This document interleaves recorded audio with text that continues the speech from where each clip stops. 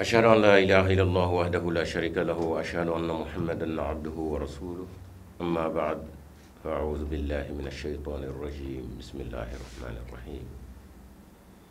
الحمد لله رب العالمين الرحمن الرحيم مالك يوم الدين إياك نعبد وإياك نستعين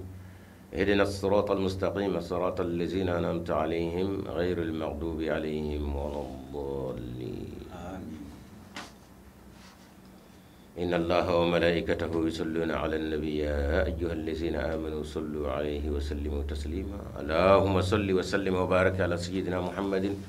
وعلى آل سيدنا محمد كما صليت وباركت وسلمت على سيدنا إبراهيم وعلى آل سيدنا إبراهيم إنك حميد مجيد الحمد لله ثم الحمد لله أمي الله سبحانه وتعالى تنو أمانغ شيرا وكرا kafo adamade manga ite da dugula foy kelenye buyan kanu kamo bunya ani kanu o kamo ka ite da dugula fenware o manga ke illa allah fanakara alay muhammad sallallahu alaihi wasallam annaka de ne je kono kana adamade bunya anu ka karama anu ka sangorata min no diru mo alafe kono o jirawla ka wala ye danve anima fe ni danve jani kene sabetan dugumata jigonata no golegata fien feta anu me san duguni nyonje dali masay ni mbeda adamade nafa adamade ka hayra kamo o feminu ndari kamo ni ala yef sawlu ye e katla kata ka lagibo wala ma ka kulshibo wala ma fini ratori la sanga itari te da dugula o fenye olu botole kamo wala ma kan kamo ala ko nyende de yu ka bu yanke mohodo tavo armadini kune danve min da ka janyira ye o de to armadini amma ni wi ana man nje ko bo ne ala bulu u kana u bo ko bu yamina kono de fe to be darane ala fe olu de kamo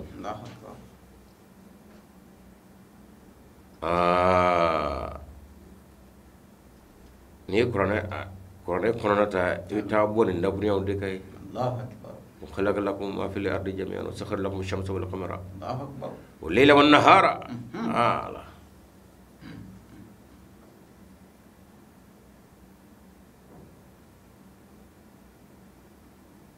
كنا دي مساء ميني سانغولو أندو كلو كو داوي شوف لا تلي فلا كلو تلي نمبر دارا أو أدم دونغمو نين دافع بكرباي الله أكبر fofeno be dukulo kan be dara aw kam on no dara on gamo o kuma na hakila jigina sa aw nye jenu ya adama dinu o adama dinu na fasamandi o jeniye adama dinu na fasamandi ye chidewu ala ka chidewu ala terinu ala min be kuma nyo yake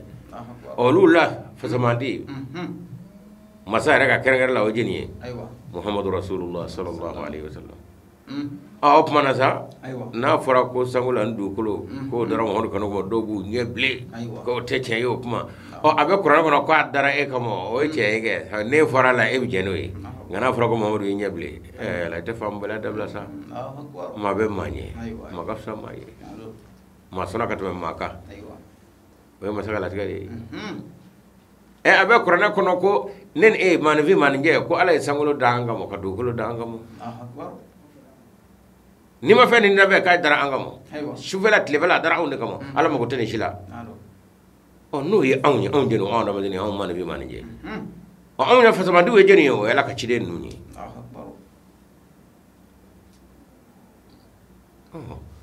no kara ala ka chide we sa o lu fa na fa sama de jeni muhammadur rasulullah o ko malika gafe kono akwa ile mana kirabela mai ni lebana mina ya do ka bunya bo kade ko kuma le fulo de bunya fulo ka jeshi shabbe mo je dina bela jelmo amana rasul ma uzila li min rabbi wal mu'minun kullun amana billahi wa malaikatihi wa kutubihi wa rusulihi o kuma na o tara to ma sa ko sawlo do go dra mo kanu ko mo fa ma bel bi nyewa ka kina fo de mina kuma mo fo hay on gana ba ya kara qur'ana kono ka fo kuma na lay sangolo danga mo ara bi no sija o kuma la ilaha illa allah rasulullah o kuma era fa me mo de sama aywa nga onata be basoro akaselu ile to afa ashhadu an la ilaha illallah wa ashhadu anna muhammadar rasulullah tahiyya kalando salatu ga muhammad ka sallallahu alaihi wasallam ayati salamu nama salatul ibrahimiyya ga ko hanni ko la ilaha illallah wa fi ga muhammad rasulullah woni muhammad rasulullah ko sallallahu alaihi wasallam en mo fula ko ko man nafra ke no tekelni afra feminu ndara e kama nafra ko muhammad tara to ko dara ko ma e bisinga o ke dimingo e chori karama ke famia bala dabla ame ko alhamdulillah aywa neman barka mo nyina Allah sunnatul ba ko jidi muhammad ga ko ya ka hina ona muhammad barka kama kada ka fara nema ana barka minye alataye o bele jele bi shiru muhammad ka alafe wa bi cere ka bo ale de la kana dabe to yor la beni tahake muhammad ya ko nyai ma tasru nyala aywa o wati la ma rabbi ni vo ko kurade ko yi ka salatu gay ko sebe o kabni e kanga so bisa mi zona mi la mi zomina kanu hasira no fa kana mutu la sa nge كيف لا دي شوف لا الله اكبر هون نك صحابه من نوكرا سينا بلوي اكني ما يكونو ام سمانا تشما صحابه وتوادي صلاه فنبو يده kada kan jibana kulo ga seni bulu ba tasro ananga chorbo min nukra dina bir gidablo dabawi badru uhud khaybara ghazwatul khandaq ona kalamin nulu kra islamia dine adamna wati mo fa mamenu go anta fa mo hodo ka wole ndamina ka daga kay fa shabla olu de kelema dabo mo hodo mata baga ma shimo adu kelendey kama kelendey ko agi tetru jago la kelefa be ngara ayam fa shabla o manga nuto be garo taraba ko mo ala ko ani ba karam ko ne ba adama de udina alladhina yuqataluna bainahum dhulmun wa inna allaha la nasrum laqadir allah akbar o kuma o munu ngira la kra sena bolo wi eni ji mara kulo ga sene bolo bata soro anga chorba minu kra dine birge jablo da banga jmana kono o ru sera sahaba o sena nona ko o du ni badru o fana yo kedre nga wati rekatu ga kamo wati mowka ni juya ani kelke mine o yele mani kamo kuma anga chorba o fana ka wati o kelke mina o yele mana koroti ayo dabal jugu ngane jugu ya ole traka nyahi chorbo mo o fane ko la hita dre kala deli tabati ada na nyona aya farmu me qur'ana kono abi ma yoro kuy u fana yo luta ka jotigu ni nyatu ni koroti tigu kumbe kene bita chip mami ada tura nyatu la to ada tura jotigu la kuma tu lu chama gele mana ka misru okay ko fogo yi aywa anga chorba ko lashiti na yiti nu mu da fardi nu olu do ni wala ke de ne ku dey kuma fogata du ko milinge jihadu tibandi ne kono ngadi kecci ko bilema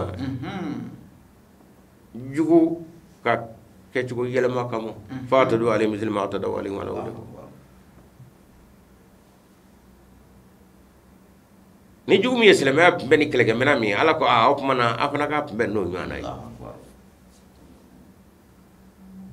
obi muruti ta marfata kan yashimo ko ni tetru ko marhabi chila ko atwa mamo bi ko ni tetru ko korati bi boy modre o ki ma korbo ko wati ngabi arama deni re gem masir la arama de nyekoro anu tlunga ko chayara o kuma gen yere ebito fleli la no o masir ma fen no ma jo ena fo e kanyana ma bitaba mashima fe kani kala ko kede ngai tram ma ka tlunga la benena fo e gadina che Allahu akbar wati bena jadi Allahu akbar alhamdulillah o wati bino fara muhammad sallallahu alaihi wasallam kada kala de cira alla fe kana jema fo ta du ko milngi o wati no bina o ko fele do qur'ana kono anga ni je laban tley aywa fo ni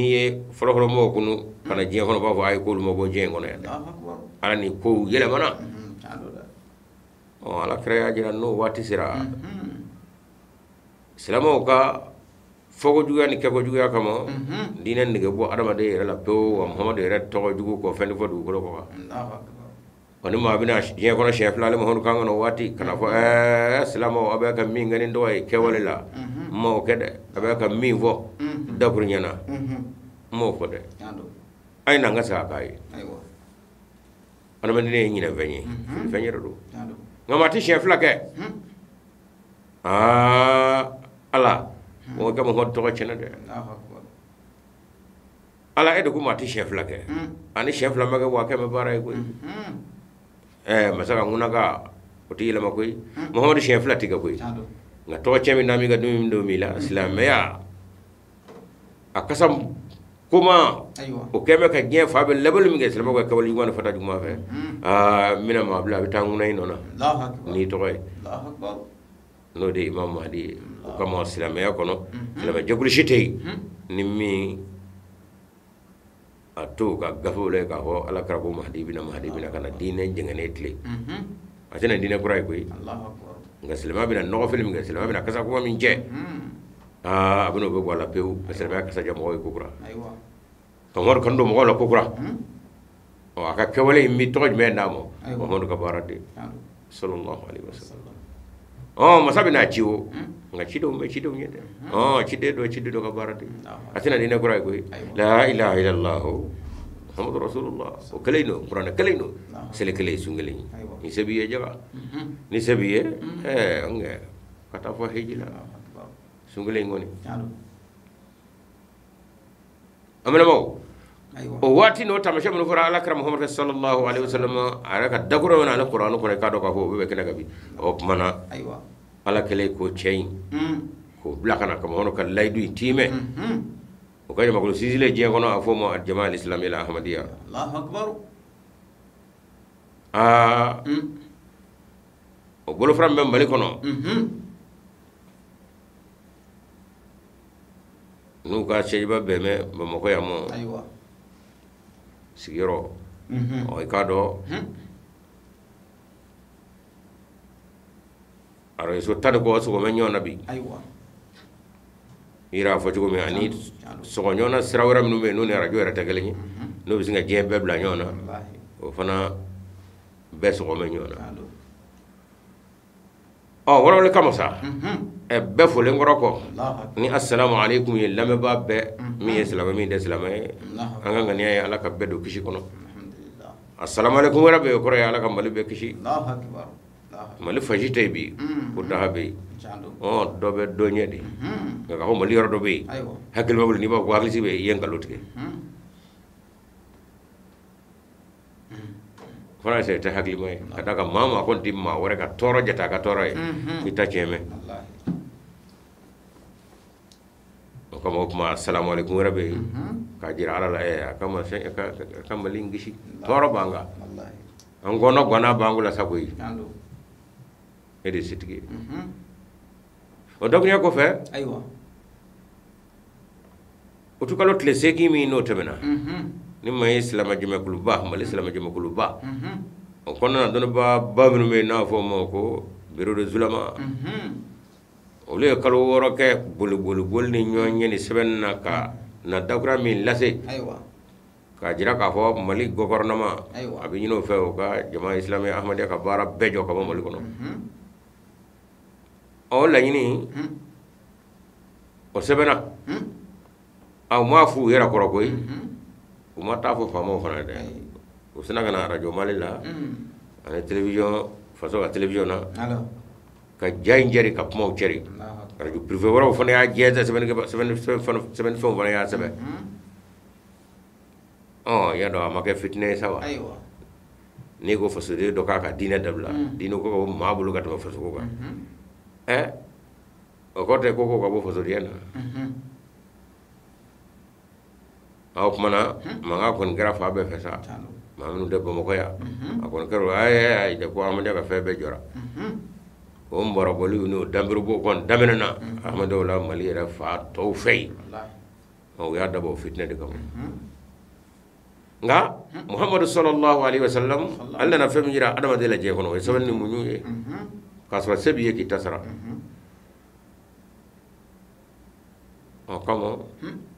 mali yɛrɛ bɛ cogo min na bi ni mali silamɛ tɔnbaw m'o lajɛ k'a fɔ bɛn ni kelenya ani yafa ɲɔgɔn ma malidenw kan ka o de dajira ɲɔgɔn na bi ka d'a kan mɔgɔw b'an kan an b'an yɛrɛ kan fali bɛ a kɛ fa bɛɛ lajɛlen fɛ jamana kalifa minnu na olu yɛrɛ dɛsɛ bɛ k'a ban aw minnu ye diinɛmaw ye alamaw ye kiraw nana bilaw ye aw kan ka don faamaw ji kɔrɔ ni duwawu ni ala deli ani sabali ni muɲu ani bɛɛ k'o jira fasodenw na n'aw nana fitinɛ kura wuli ko faamaw k'a dɛmɛ o la ja ni kala kɛra ni faamuya ma kɛ walama kala kɛra nka hakili tɛ yen o kama ala b'a fɔ kuranɛ kɔnɔ fɛnɲɔgɔn bɛ y'a fɔ la ta keluna kuma min ni ala y'a fɔ ne ye k'a y'a ta si a kan ka na sin ka kuma ta ten ka tɛmɛ i komi hakili tɛ yen hakili min dira aw mɔ ne ala fɛ i b'o dɛgɛ ka kow filɛ i b'o dɛgɛ ka kow lajɛ o kuma yanni ka kuma i bɛ hakili de ta fɔlɔ k'a lajɛ la ni kuma nin fɔra a kɔ a bɛ kɛ cogo di a bɛ na ni mun ye fɛn min b'a kɛrɛfɛ fɛn min b'a jukɔrɔ ka d'a ka kuma ye toden de ye mali silamɛ tɔnba dɔnnibaa minnu b'a kɔnɔ ko dɔnnibaa 80 n y'a dɔn u ye wale in kɛ ka taa fɔ arajo la ani hakili ma baara tɔgɔ de ni hakili ma kɛ dɔnni kɔni bɛ yen nka hakili ma taga baara in kɛ k'o kɛra nimisa ye komi a fɔra ten fiɲɛ fɛ sa bɛɛ y'a mɛn ala kɛra ye adamadenw kalan min na n'o ye sabali ni muɲu ye a yɛrɛ y'o jira maa de nana k'o bɛna ala kɛra ɲɛnafin bɔ mɔgɔw la diɲɛ kɔnɔ k'o ka baaradenya kɛ o ka jamakulu jama islami ahmadiyya o fana y'o walanda de to o kuma a bɛ mɔgɔw kɔnɔ ko panga purutini mankan min k'o bɛna wuli mali kɔnɔ jama ahmadiyya sababu la an ye ci bila khalifa ma khalifa ko la nin tɛ mankan kɛ koyi a y'a ɲɛma jɔ a ka basigi a ka jamana faamaw lajɛ kelen a ye jaabi d'u ma k'a fɔ n'aw ko an ka bɔ faso la ani faamaw kɔni ye a dɛmɛ o la a y'aw man ka minɛnw jɛ dɛrɛ an ka diinɛ ka bɔ an bolo ka tɛmɛ sigiyɔrɔ kan koyi a taa ni fasodenya cɛ koyi a bada lezi nka ni bɛɛ ko a k'a ka hakɛ sama faso kɔnɔ karabugu bɔda bɛ caya dɛrɛ kuma an ko hakili sigi minnu yɛrɛ tɛ mali kɔnɔ yan fana bamakɔ yan ani minnu tɛ mali kɔnɔ an ko hakili sigi jama silamɛden bɛ yɔrɔ o yɔrɔ u k'u den kɛrɛfɛ u kana kotigiya ɲini ni masa ye kotigiya d'i ma a bɛ taa ni sabali ni muɲu min ni dawula min ni faamu a b'o sababu na nka n'i yɛrɛ y'a ɲini ka i kunkolo don a kɔrɔ ala kɛra ko a n'i fa ye ala ka dɛmɛ tɛ na an y'o fɔ kɔsɛ ye sa n k'a ni ce nka k'a dɔn k'a fɔ olu ye kotigiw ye anw bɛ mɛri yɔrɔ ɲini faso kɔnɔ olu ye fasotigiw ye nka anw bɛ mɛri yɔrɔ ɲini an y'u hakili jigin tarabɔ yɛrɛ ka dakuru ɲɛ o bɛ kun ye k'a jira la ni kɛlɛ bɛ aw ma wa anw mɔsɔnlen jɔlen de koyi funteni b'a la aw ka tɛmɛ anw suma mɛ komi ji suma anw tɛ kɛlɛ fɛ faama minnu ni olu yɛrɛ kɔnɔ gan bɛ fitinɛ bɛ mali kɔnɔ fɔlɔ o da sali la faamaw fana ma hali ɲɛkɔrɔta kaw filɛ yɛrɛ o kumana k'o kɛra maloya ye e ko tigi yɛrɛ donna ko in na bilen wa ka d'a kan anw ye wele da biro de sulama o anw mɛriw bɛ yan dɛrɛ o kuma aw dɔnniba 80 min kɛ a ye n'a sigi a ye ahmadiyya bɔ silamɛya kɔnɔ ni fɛn min ye k'a ko hali bi cidenya ma ban kiraya ma ban nka muhamadu ye cidenw lafasama di ye diinɛ wɛrɛ tɛ mɔgɔ ta kɔfɛ nka ala bi minnu ci ka na muhamadu ka diinɛ kɔnɔna na ka na dilali kɛ n'o ye muhamadu ka ciden baaradenw ye fo ka taa dugukolo minɛ o tɛ ban o ye ahmadiyya jɔyɔrɔ ye o kuma muhamadu ye bacima bin ye i nana kɔfɛ i nana ɲɛfɛ a b'i kunna ye cali ni cɛ ma jɔ cɛw cɛ ma e ko n ye cɛ ye e t'a fɛ ka na cɛw yɔrɔ la i ye cɛ ye wa i b'u ma sɔn i ka cɛya tɛ dɔgɔ ye f'i kana cɛw de cɛ la an ko muhamadu ye o ciden de ye ciden bɛɛ y'a kɛrɛfɛ baaraden ye muhamadu ka daraja b'o de la muhamadu ka fanga b'o de la nka laban don fasamadiya jumɛn bɛ laban ɲɛna fasamadiya jumɛn bɛ kɔmaya la ni dɔgɔyali tɛ ngam dai be ba do ka fo e bu wa ala de fo qur'an kono walakin rasulullahi wa khataman nabiyyin ngay ko be dinete awta ya ondate be do zulama kuma honko zai nyama ba no ye mama nan daga zuwa madana haidara mi no don bo ye ni faso ci ko minge ni mago te jamana na wole minge ni o ye hagle da barake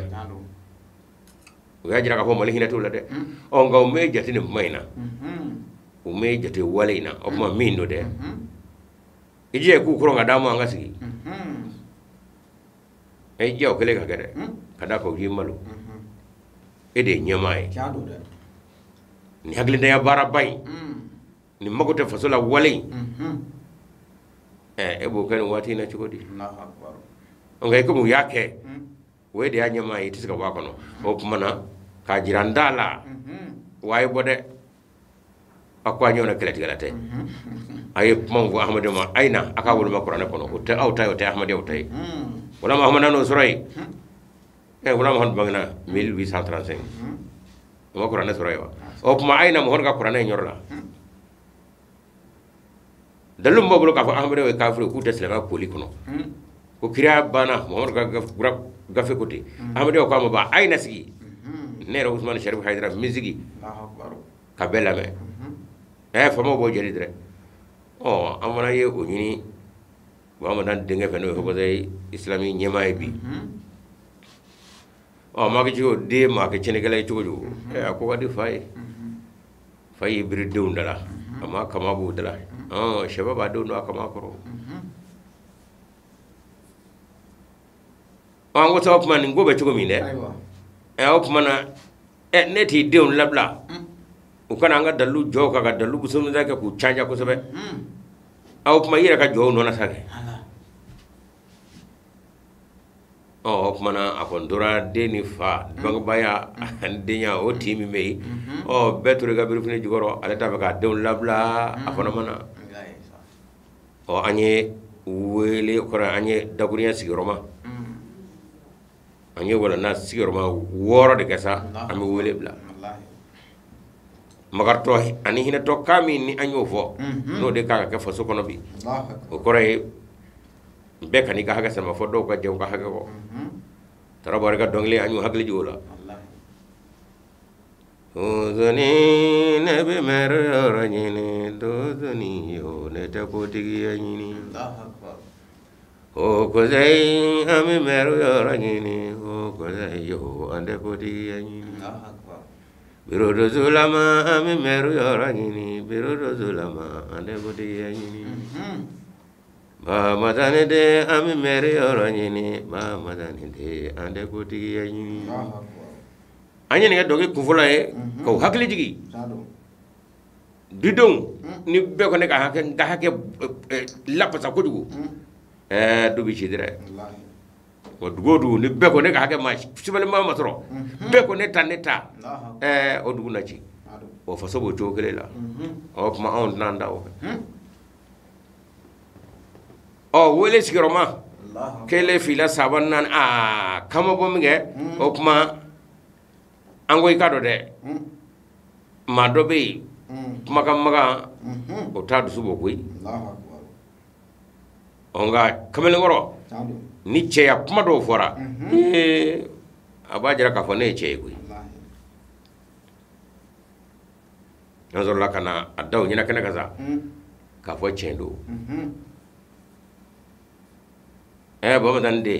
ni ma fo biro zulama o kawuli ni doniye qur'ane hadisa famanyuma ku ye kelam ndiga kala fitini ndego ay kala fitini de wallahi ushude koy ku kana Allahu akbar ko ngame mu huye dine aywa o bina kun kabi wala ma o dangala malga flatay ala ti jenoy o make fiu malga kele medina dangala wala kraka ci ko fulani imam mahdi hadrat mirza ulama muhammad o ko jaba kulbe yarami ni ma fara o ka kana I bolo de ma mari bolo ka beya ka bolo o don normal o Qur'an don ni wala wala nyuma ala mi o do mo ka kana Muhammadu galumna me silama no no silama ko wala wala wala ka dede Muhammadu kanu de ala o da Muhammadu kanu kamo ngusa ka Muhammadu no na Muhammadu dina na ko bo ne mana abada ala to dimo Allahu akbar o ko malga flata silama dangala ay kala larabe kala larandayo dine kon dangala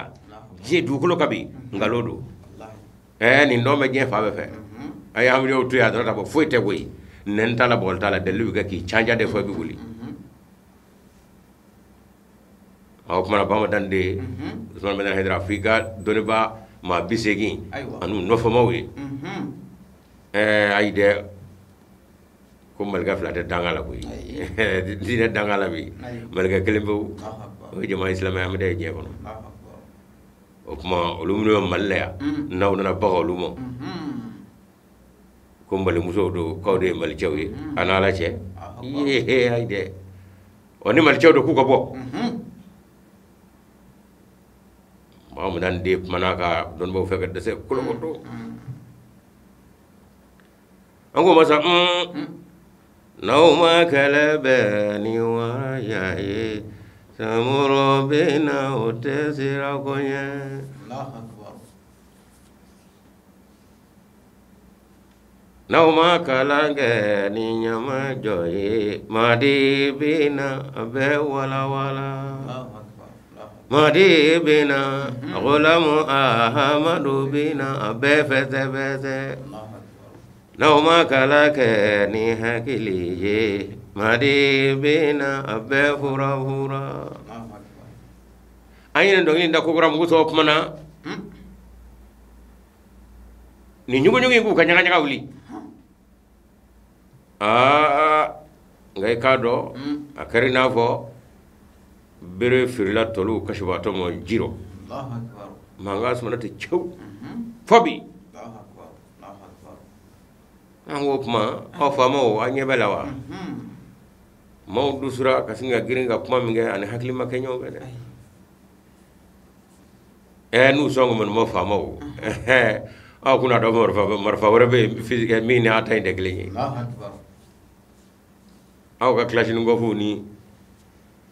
misiliu ni charure o mi mo bolo physiquement na ba to ka yoro ja bombarder o chama be korona kono nango tawye no manga tsiga kuma am we kala minge magangaw ni misrangaw fe amazgilo kanga misilga ku be jenze Allahu akbar ay korona be do je fa be ati yoro ci je wallahi wallahi no ta kara to ci amadi jeni ci ajirali madi jeni ngani te ce te ga ce of my toy on ganye laydu ta kaben dakuriya folola o ye ni aw sirakana anga nzigi sa malion baro ka fo ja korona min no bo fo ata dongoy ka fo kreya bana Allah akbar ala ka na ko kreya bana no ma bana ngalo matemaka Allah fa mo aw kuno do ngay kuma mana o ko nanu ngunu nana angu me qur'anu kono ala ba fo Muhammadu ye ka do chideun ubinana mi chideun ji chideun minana o aya tan an wo black na ka utisika na aya kelenyi wallahi wallahi o mi fora kam di kuma jojo o kuma si ko wolo blanai amina o aya tan aywa e wala ka de saw o amina aya tan ka black na ka shina korona be mi mulo to kala angle kala bamanangala ngo kala atoka e fla kala bawlengala beki tata kala je Allahu akbar Allahu akbar amama ku kana ngafo mase ku kana ortem to de o widumo e ngo ludi tara ortem taw o abako o taji la tere ko mo sebu ye kata ni television abe sebu yebi o lute kotugo yewa ango ngu kana ku kotiya ke ka television tagana television national ana radio kuma kana nu sera dalu kele zoro kora no ka fo kira bana ala goti wallahi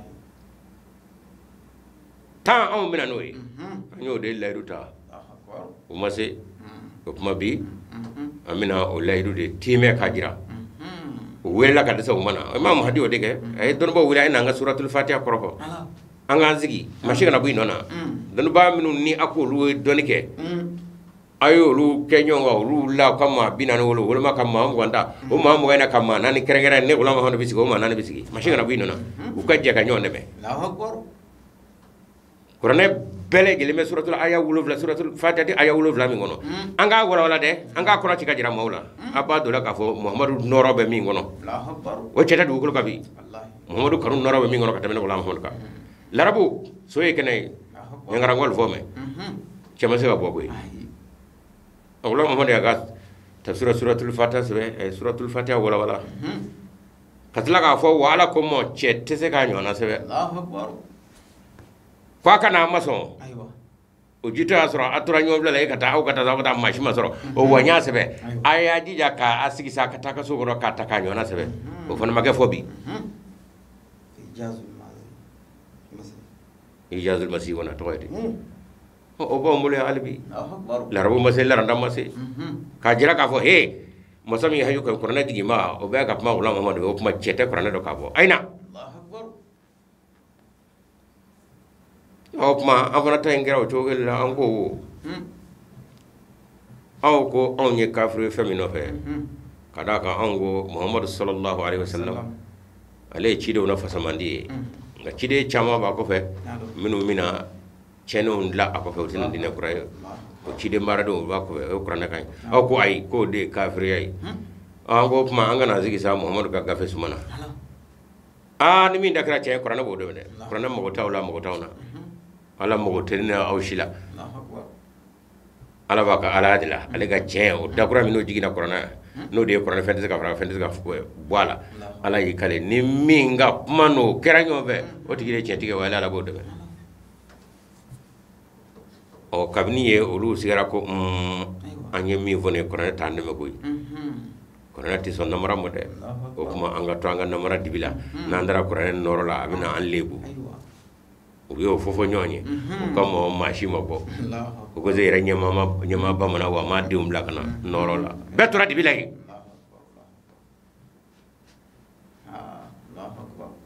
ko ma bi aywa o ayatan o bi dakanaga aywa nga doni babaw amina koromi wala tafsir ke baw aywa orofana itlo bala Ibrahim Sabo itlo bala e tafsir galay tafsir ga ba fe me minin dekleni Ablay Goita o tafsir galay fon fe no ba ka tafsir ga aka ke ala ko ni anye koro kele vo aya dola ko akrotata awru fe ay bo ko fo de ni telephone la ko fo o kama o mana betti do ni téléphone la blala non bo debi do ko ay nu fo ñora ay ni tane on va ko ray ni o yira ka ko mo ka mesa ama ko kana be ga fo de adde sero mi no mana amina fo kabla wa yu tisi ga fla da nyonga al kila tisi ko da nyonga pamata fla mo al kila de ko fa fe Allahu akbar opma wala wala kamo abi wala lamni ke baw yo folo ka fo ala ko qur'ana kono suratul ibrahim anya fo ya ko alam tara kayfa daraba allah mathalan kalimatan tayyiba ka shajaratin tayyibatin la thabitu faluha fi sama tuti ugulaha kullahin bi izni rabbiha yusabbitu allah alladhina amanu bil qawli thabit fil hayati dunya wa fil akhirah wa mathalu kalimatin khabithatin ka shajaratin khabithatin ustustat min fawqa al-ardi ma laha min qarar ala ko dakurnya duma min gade ala ya kasakati fi kado bina fo jiri kasa duma jiri mamba agilu bambale du ma shita ko kafi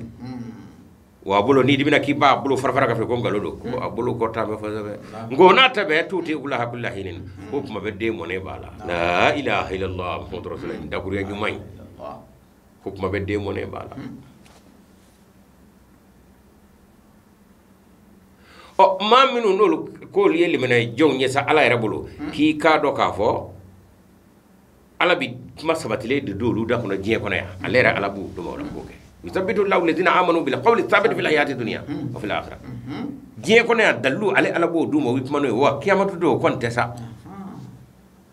an y'u wele ko bɛɛ ka n'i ka dɔlɛ kuranna kɔnɔ wolo sɔn dɛ koyi k'a sɔrɔ olu de ko k'anw tɛ lemaniyabaw ye k'anw ye kafiru de ye anw tɛ silamɛya koli kɔnɔ anw ko aw bɛna silamɛya koli kɔnɔ o tuma a ye n'an ka jɛ ka sigi Muhamadu ka kuranɛ suma na dɛ aw lemaniya Muhamadu la anw lemaniya t'a la wa aw ko an bɛ lemaniya o tuma aw minnu lemaniya don a la n'aw de bɛ kuranɛ dɔn aw Muhamadu kalo ka tɛmɛ anw kan a ye na dɛ kuranɛ suma na o mana koyi o anw tigɛlen don a kan Ala t'a ka layidu tiɲɛ ko ni e ye lemaniya jɔn de ye ale Ala bolo o tuma n'i bɛ kuma a bɛ dalilu d'i ma diɲɛ kɔnɔ ani lahara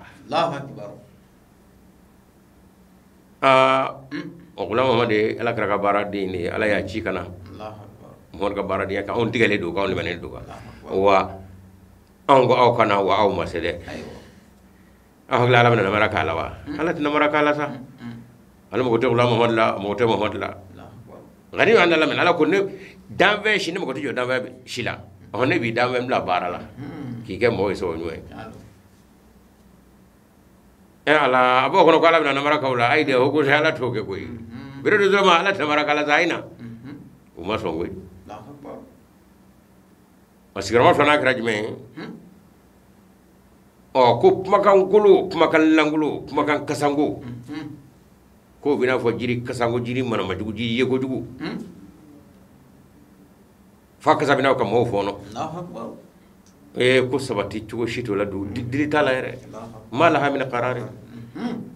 kuma langolo kuma kasango kuma manamajugu o de kiraya banna la kira kɔfɛ dalu t'a la o kama o ma sɔn ka na kuma langolo kuma manamajugu kuma cɛjugu a ka taa maa fɔɔnɔ Ala ko ale tɛ dalu da tigilamaw ma ka d'a kan i bɛ fiɲɛ bila ale Ala de la Ala bɛ cidenw di kun dɔ de kama ni adamadenya tɛ se ka taa k'o to o fili ni ɲinɛ ye waati bɛ na adamadenw ɲɛ bɛ si diɲɛ mɔ kojugu bɛɛ ko diɲɛ ka sɔrɔ o kuma na ɲɔgɔn fa i tɛ fɛn fɛn dɔ sɔrɔ o b'o kɛ diɲɛ nɔfɛ Ala y'o ye diɲɛ waati o waati i k'a dɔn k'a fɔ o kuma a ye cidenw di n'e ko k'o banna diɲɛ kɔnɔ a b'i n'a fɔ i ko adamadenya tɛ dugukolo ka bilen walama ɲɛko kɛ mɛ ka Ala sɔrɔ walama Ala yɛrɛ kɔrɔmɛ sa o kuma na i k'a dɔn k'a fɔ o kuma cogo t'a bolo bilen o ye Ala danbe ye wa i bɛ nin fɔ ni kuma jumɛn ye ta i b'a fɔ ciden ko banna i t'a dɔn ko kuma juguba don wa masalu kalimatin khabithatin ka shajaratin khabithatin ustutat min fawqa ma laha min qarar ju t'a la bolo t'a la kuma lankolon don n'aw da ma la k'a fɔ a ka kuma ɲɛ tuma sɛbɛn ko kuranna b'a dɛmɛ k'a ka di Ala ye munna aw ma sɔn ka na nka aw y'a dɔn kuma langolo kuma manamajugu kuma kasango dalu t'a la bolo o kama an lamɛnbaaw u ma sɔn ka bɔ kuma in de ye n ye kuranɛ kan de ye ka kira ban subhanallahi kira tɛ Muhamadu bɔ kira ma Muhamadu bɔ kira tɛna Muhamadu bɔ Ala ka ko bɛɛ bɛ ten nka kira banna i bɛ lebu de Ala ma wa n'an bɔra yen sa Ala yɛrɛ ye a kuma fɔbaw kuma manamajugu kuma langolo kuma kasango don cogo min Ala ma dɔw ma kuranɛ kelen kɔnɔ Ala ye a tigilama a ye u ladi k'u lagosi k'u ka yɛrɛbaya ani jabiriya ani fɛndɔbaliya k'o fɔ aya dɔ la suratu Ghafiri ale aya 30 ni filanan ka taa bila 34 na ani suratu al-an'ami ale aya 91 na ka taa bila 92 na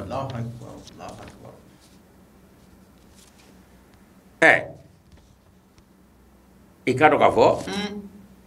kuranɛ in da dɛ suratu an'ami aya 91 lanami 91 na Ala ko wa ma qadarullah haqqa qadrihi idh qalu ma anzalallahu ala basharin min shay'in bi konondo ani kele suratu lanami Ala ko yamal ma ko tugudi wa ma qadarullah haqqa qadrihi wadawa ko Ala ka hakɛ min ye Ala ka bonya bɛ kuma min na Ala ya danbe bɛ min na a ko i k'a dɔn waw kɛn ka o bonya n'o daraja di Ala ma dɛ wa ma qadarullah haqqa qadrihi mun de kɛra u ye kuma jumɛn de fɔ iz qalu ka da ka k'u ko wo ma adallahu ala bashar min shay'in ko ala ma foyi jigi maka ya bangu nanga dome mama jora kran je kono cide ngote chen jode je ala ko ni ko tabina fay ko ala ko te chen de kada ka o yala damede ala anama de unda ku dani nyine ni fili ale minye wudo lo mana fo ka hakila ka to ka hakiji ba blakana ne mo ko mamitu mina chodi ako kima ala dame donde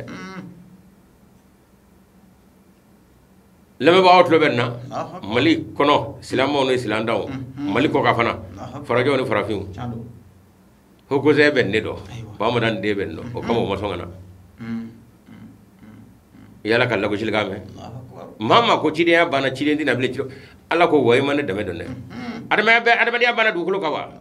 eta don ne adama diu nan la do kuma cide ngo ne ren o kenne ala ma wajibi wa ne ko bana ko ye lebu blane ala la de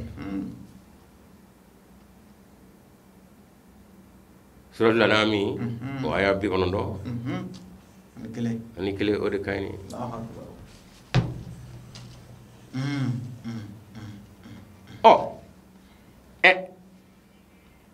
minye ajayoro na asro ko ahmadi ga qur'ana babulu awta babulu qur'ana kele ni do iko ma tsika yele ma fende ka faraka o yende no kama o yuke sew iko mu ma fevo ka soro ayi fevo o jina ni musa yede o yaro ka fo o malge kele ni o qur'ana tigidi o sona ni musa yede ma so ma bo fiu suratu yunus atwaye suratu ghafiri o ya bisman flana kadabla bisman durunana o yusuf ko tonda ko sebe ay ngala ne alba fo ci wadi wala kad jaakum yusuf min qabl bil bayina فما زلتم في شك مما جاءكم به حتى اذا هلك قلتم لن يبعث الله من بعده رسولا aya qur'ana utaka la jagoy ko manye bo mananga no suratul an'ami dabo ko fa sura ibi hakil to ko o fo kadaka adawa ko beka do yere fe beka ta yere fe mi be mananga mi to kala mi angle kala mi ngo kala wolulana do qur'ana sura wolulana o aya bi kono don kelina anyo de dalu damo seta kajira ka mamun go cide ngo te chen cide di jiwa ala ma fo jigi ma ala fo jigi ma ka pi ka do ka fo apma fo bo ala ko te ala dame do kada ka billa ko ci ala mo amna ko nyego keme ka ala soro folo la ka nyeto ati wala mi adama diw nye chen mi no bata cide jigana o si adama dum mo chen ke no na fo ga do foro ka ere nga ko nyego bi o mona cho ko te kulabli wala ma mi ma mi ngu fe anyu be bora sa te ka mo febli inna lillahi wa inna ilaihi raji'un madabla Allahu akbar yunusa aywa waya bisaban dur bisan flan tabla bisaban dur nana e suratu ghafir de ala ko ikera ka fo nabila yusufa o nana aw mo ni dalu kenamo ni me ka fo muhammadu de ka adama do hagliji pranet kalamba ku hagliji atura ko fle ñefle la yusufa ko la nabila yusufa ko ni Allahu akbar fo ala kele ka sayake ko soro mami asor la gamu bo Allahu akbar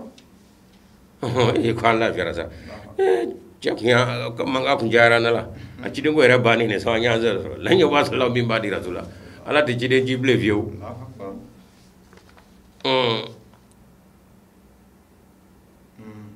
on ye jenu ngay maminu nuko kira ko tece kira nable nabla yusuf sale Allahu akbar ala ko en ndakru yayi ira buya kuma do tashi bali kuma do Allahu akbar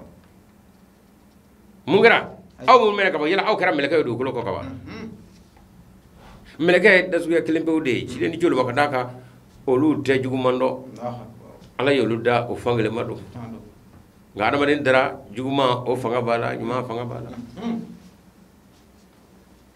o mana sa naw ko ka soro aw yi adama dew ñi ko ci dengo bana ala ko o yira bu yanda akra melaka o yawa Allahu akbar tira akala bagaw ne kada ka bagaw wona bagaw ne hakal tolu fe ala ti ci do jolu mo o kuma la hala fladu imma dugukolo ka ala ya adama dia ba kara baganyai ni bagaw do olu ko biye ka nyonzo ko pe ka nyon dai ala ti ci do jolu mo kada ka hakli ko te nga hakli dira adama dem mo madama dugukolo ka ne ko bana sa kuma la ko yira bunya o kore ko kuma na ikra melaka adama dia bana dugukolo ka wa كذلك يتبع الله على كل قلب متكبر جبار أقابل جوينا على بي يربوينا جابري بي دسمو غيري تاني لما نكباو آية قرآن كلين دا سورة غافري قرآن آية جلنا توقع سورة جلنا دو سورة غافر قرآن سورة بناني نادو قرآن سورة بناني نا دو يني قرآن سورة ورنا آية بسواني فلانا كتاب لا بسواني دورنا نا آية دو ينغلا وكامل كسبه كتاكا ولغا جاكم يوسف من بيه بأدو ولغا جاكم يوسف بيبينات فما زلتم في شك ما جاكم حتى إذا هلك قلتم لن يبعث الله من بعده رسولا وكفى دكرة من لغرلي آيام ميسا نيو بمنا قد فونغا آيام كلا وكذلك يتبع الله على كل قلب متكبر جبار أكلا فو يرو كادو أبمنا كرانا بماما يمبلو بمنا غانا تروكانا أنجلكانا ولقد جاءكم يوسف من قبل بالبينات فما زلتم في الشك مما جاءكم به حتى إذا أهلك قلت لن يبعث من بعده رسولا دبولا أطلبنا كذلك يدل الله من هو مسرف مرتاب قابل جوينا على بما بفلي ما مني دندم ما دو تشنيكلا دو وكما بعد سومي سيغا وكو لمن هي تعالى مرتاب ما منو بي نو بو اتوار كو بي سولغا على كل كاسرو دلو ما دو مو على ابا كو كراكو بنا دلو بي كبر مقتا عند الله اكو ني بماي ميني اكو يرا على اتوار بما كان كوماندو على يرولا وعند الذين امنوا ولمن جو فنو يا دو كافو لمن جو ما دو فنا كافو ني بما كو نيكا داكا يفي دي علامو كذلك يتبع الله على كل قلب متكبر جبار اكو ابن جوغنا على بي يربوينا جانغامجي jabiri bed sun gure tane lagar libi tamen nga qur'an kono ma mi no fe minu ngo ko kira ko bana ko yusu go akra ko bana nya nyara soro ala ko cheni kala dillu كذلك يدل الله من هو مسرف مرتاب دند من كلا cheni kala كل من سبت الدولة بتابع تابع لا إله ولا لا حول وباخ بس سوري كو على كو دلو تابلو كيرا كو بنا لا كو كدل بي ما لا كمان على سدل دوما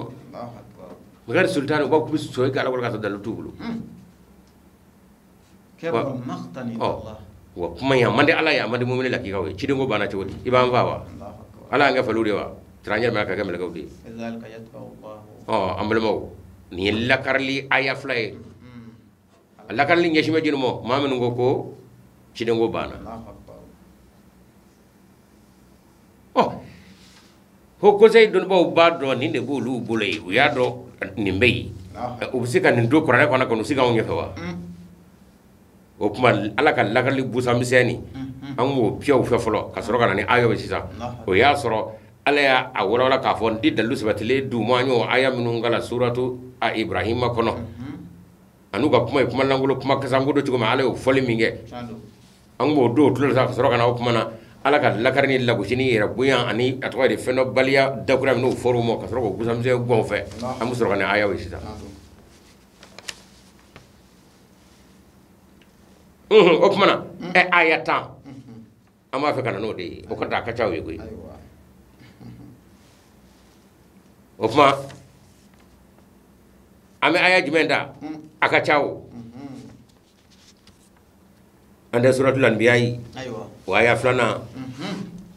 suratul anbiya ko aya flana ta de suratul anbiya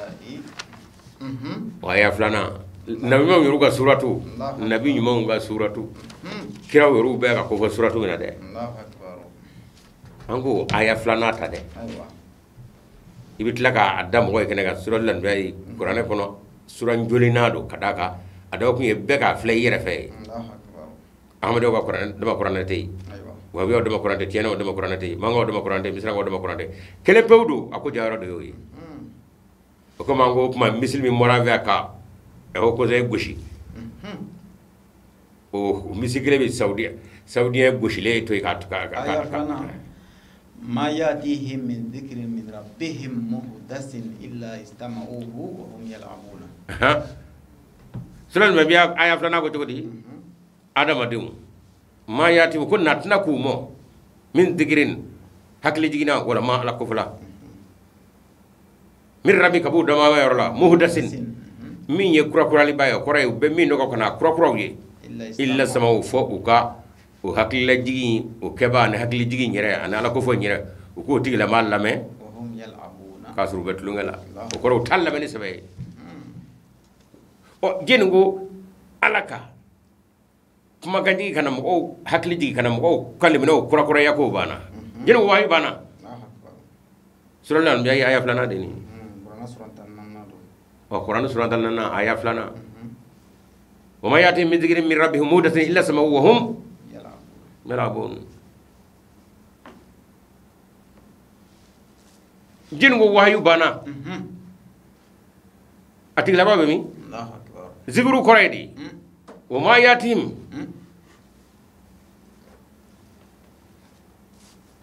من ربهم من ذكر من ربهم محدث الا استمعوه وهم يلعبون حكل جيجي شيتنا نكابو دوما يورلا hakila jigi nyoy alaka maka abu fo mami ko kana hakili jigi ke katla ka muhdasin ko maka to de kuro ko ke bade do aw ko kuran ke ba ko de bana الله اكبر kurana be selbe sube jaga be ايوه nga dono bo ye film mi ngeen ut saka nyina bo le fiu ala ko abi muhammad ko fe maminu ci kana o muhammad bo ni islama bo o de ko no nola no ye hakili jigi o krokel keba awdigo ko tege wala ko ko wa mohoro kuma be no o koni kera ki ba ye mo ba la minute lungay adamande ni الله اكبر ni voku ye sura lambe ye sura kana ngaro ka fo bono nyuma ku mala de na nyuma betina ko kana dine kurai hakli lajigi baw o chama de bula mi ma bulo ide na ba do ka koro nga nyamini do abulo o kuma bina wala wala ye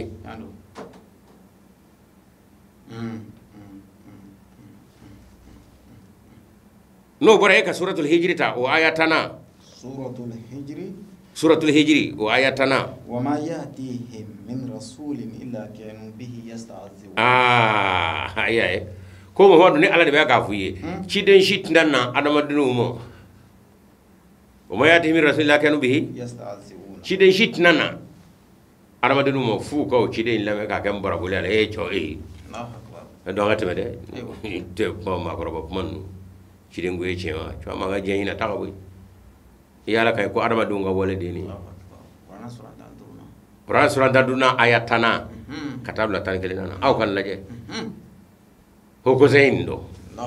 bama dan deben do kunni ko ma maka aka dimiso mbula kana wara mana Quran kelbe de je fa be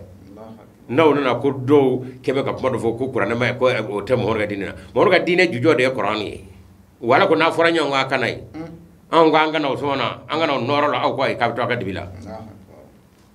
maldew aya nyele chef flate ahmadiya ko fe e abana lezi soye kene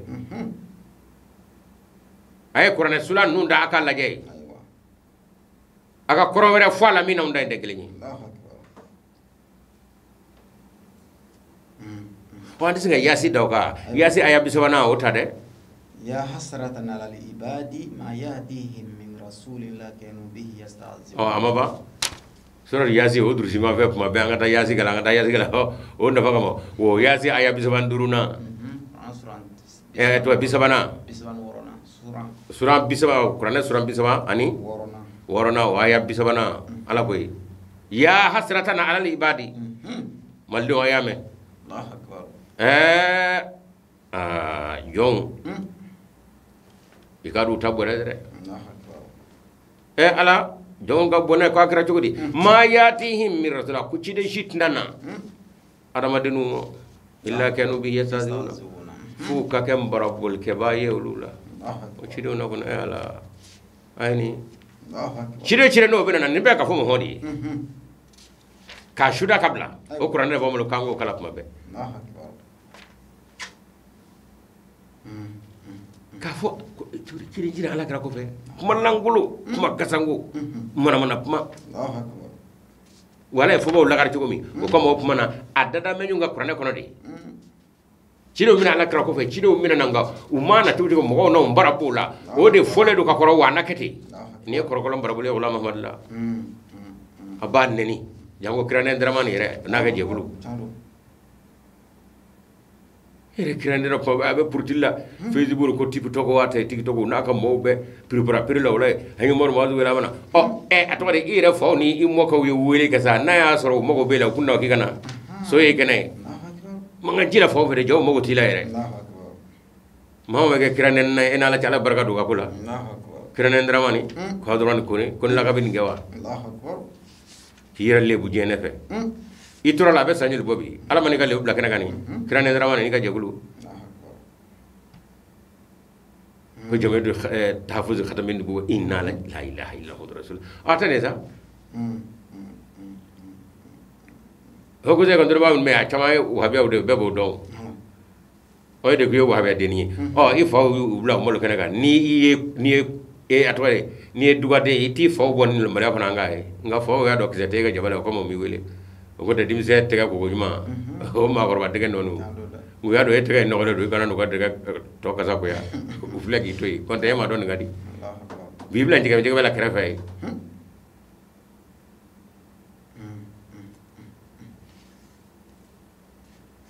o menawa aywa dono bo ayata de akatla ka korora fo la mi ndaw ndategli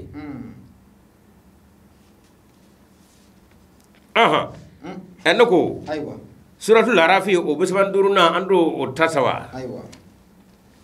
suratul arafi wa ya bisban duruna ya bani adama imma yati annakum rusulun minkum yaqussuna alaykum ayati suratul arafi o e qur'an aya swalla sulake bisban duruna ay aya bisban duruna do qur'an sulan jolna do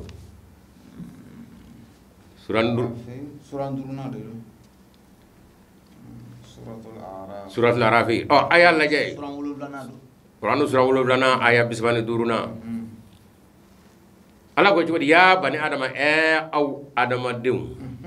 adama dew ni banu faludo ni faldew no wala ma bagandew no wala ma wara dew no ala ko ay wara hagil taw fe ci den ji taw mo ngam adama ay adama de ala ko muhammadu fo ni ala ko ya bani adama o adama dinu o ko ko boni ala bulu ndaw ye ka toyde non ga awte wara wiye so wono bagandaaje ko wono bagandaaje jigono bagandaaje ko liga bagandaw aw ya adama dinu ni o kuma imma ya tannakum aya sika kay kado cide binana aw mode kabo aw weru lay adaba minunji hawma do ni forasa ya bani ama imma yati yannakum rusul minkum yaqussuna alaykum ayati ubina segi muhammadu ka dakuriyan nunga o kore tinani kuray mani taka to kren mami zirani masangala ngesa kadlali ke ga chene na kadaba bina turai chamanje o kuma ka do ka foti lamo o lu na ke nyama jobo ne halti ba kyama do de o fi tu soro o aw kamira ayani retta kula sa ya bani adam dakura imma abi agele ya de fitma mina ko fe abajira ka fo isigo de ka anake de imba ya zaganda ko shaytan وما يبلغنك عندك الكبر احدهما او كلاهما الله اكبر يكاد بغي با فلاد ولا كلي ولا مو فلابه وبرا كوري بلو ده ني كان دكاني ابي كدي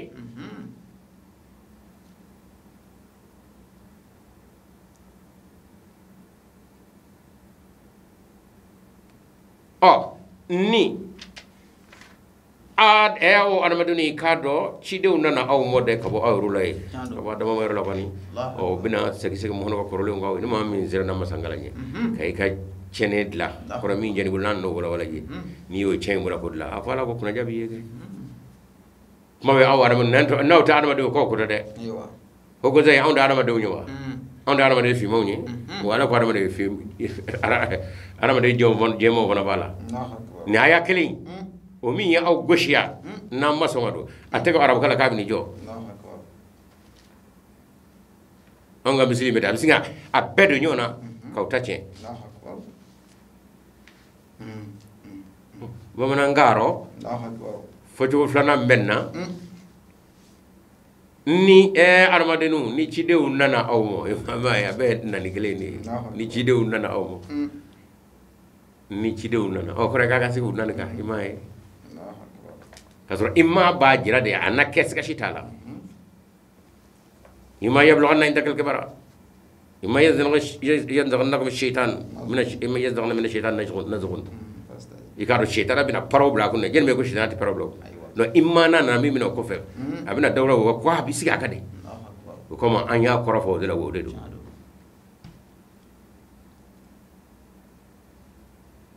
maldew outlo bennawa aywa وما هو زي عبرو الظلمة كبليكنا ونوكا تشايا ونوكا دكتور مصري جامعة القرويين جامعة مدينة جامعة الأزهر جامعة سوريا مما بوليبيا أن ينجمنا بجولتني كورونا بكما كوينفرسيتي كما سبحان الله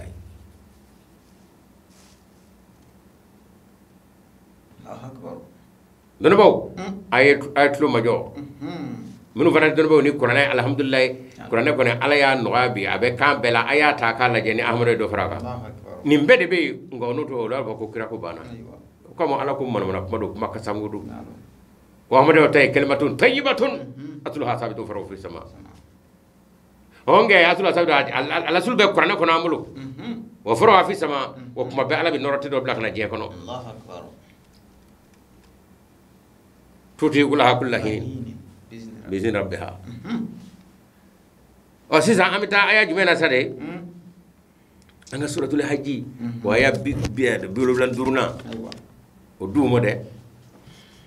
allah yastafi min al malaikati ma qadarullah haqqa qadrihi inna lillahi qawiyyun azizun allah yastafi min al malaikati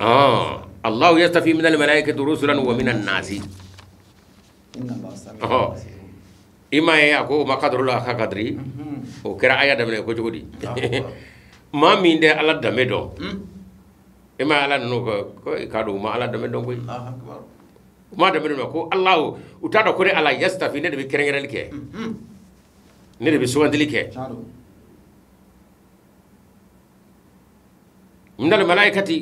malakaula aywa rusulan kullu ga cido wa minan nasi ani adama dona woni ala bi mun gaddo to ko cido mi cide adama de do to ko cido ni o ke ma mi ngoni diga sa kuma ko ma kadru la hakadre ko ma ala dame do imaye ngodda pour yalla ngolo no iya fo ye joli bla ala to de ye iya la ka felangolo ni cide ngo ba mama ba da woni yalla ka felangolo ni an yo bagaw ndewa angara mele kewa madama adama de ma ba du ko ka nge bagaw ni wona ma yele ba ka ke bele kawji cide nya o tiga tike ala ko na ya fo ay ma ala dame do ama ala ka hege do ma segale akaya suratul hajji qur'an suram wan flana do qur'an suram wan flana aya biuro la ani duruna be ka taka laje ifay allahu akbar ni aya jole de anga suratu nahli ango aya flanata de ka suryo bulo anga do wata be aya flana o fanata suratu nahli wa aya flana allah akbar suratu nahli qur'an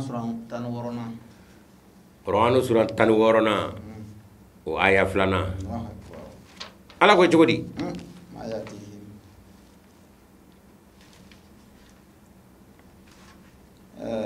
ينزل الملائكة بالروح من أمره على من يشاء من عباده ينزل الملائكة بالروح على بي جيجي نيكا أما فو ينزل تنزيلا ويجيجي جيجي نيدي الملائكة ملكوا بالله جيجي على فعلا ملكوا تيجي بالروح نوحي على من يشاء من أمره على من نال على كجامراي كان ما كان ما منو يا على جا من عباده أكا جونا كوني ننذروا o minnu cide minnu mina kisa ala fɛ n'a ka wahyu ye أنه لا a fɔ olu de sababu kumana a ye mɔgɔw sɔnsira a y'a fɔ maaw ye an la ilaha k'a fɔ tema ka turu fɛn wɛrɛ kanu ni bonya kama illa ana fɔ ni ala kelen فاتقوني o kuma a ye siran ye ونصر kuran suran tan wɔɔrɔnan a y'a filanan a aw ko cogo di yunazzilu ala bi jigijigini kɛ almalaikata mɛlɛkɛw la bi ruhi ni wahyu ye bi amri na ala ka jɛn ala man yasha min ibadihi ala ka jɔn ma minnu ya ja ko tɛlɛmaw fɔ k'a ka maaw sɔnsira k'a jira k'a fɔ fɛn man ka kanu adamaden fo ka t'i te tura bonya ni kanu kɔmɔ illa ana fɔ ni ala kili kami yala kabako ye kuranɛ mɔra sɔdɛlɛ n'a fɔ al-mukhtasar fi tafsir o yɛrɛ kɛmɛ ka ne aya in walawala ye ala ni ye lebu ye bayi koyi olu maaw de minɛ ko cidenya banna a ye mukhtasar tafsir ta ka lajɛ nka surana aya 16nan kuranu suran 16nan aya 2nan o de ka ɲi ɲɛ wula ma ka ɲi wula ma na kuranɛ sɔrɔ magama a ma sɔrɔ a yɛrɛ bɔra jamana a ma kuranɛ sɔrɔ wa a ma sɔrɔ mali la yan wa nin jiginna wula ma ka wa ni jigina ala kala dika kwa ka fanye kwa nganzi ginga ko kamo dakure yi ala ay lagoshili minda kira fobo ka e ma do anyo bla aya nya ko nyino makadru la hakadri idha kallu ma anzala Allah ala bashar min shay'in ko mama ba pa fo malangulundo ima ala damido Allahu akbar ala ka bara mi o de meleke jigijigi no ni wahye o wahi mina ke jiringa bino aka jona ma do de kirenga fa ko mana fo jonga isa inyo na wula dunya ko te manga tur fo wara fo ne ala ala be kan fo muhammad ko ne ka bara de ni mudarun istimran tajaddudiyun ala ba ke anato ka ke wana to ka kura kura ya wala ka foi te ka fo ala kombo ke ko bana o te fiu ka fo ala qur'an kono akone ala binge ko o ko keli bana ayde o ta ala bana yo ati faranna ala ko ne senji ala ko ne bi do fa ka do nyama ya ala ko ne do geresge ka do jala nimbe ala ka mo ay do bana wa ado bana wa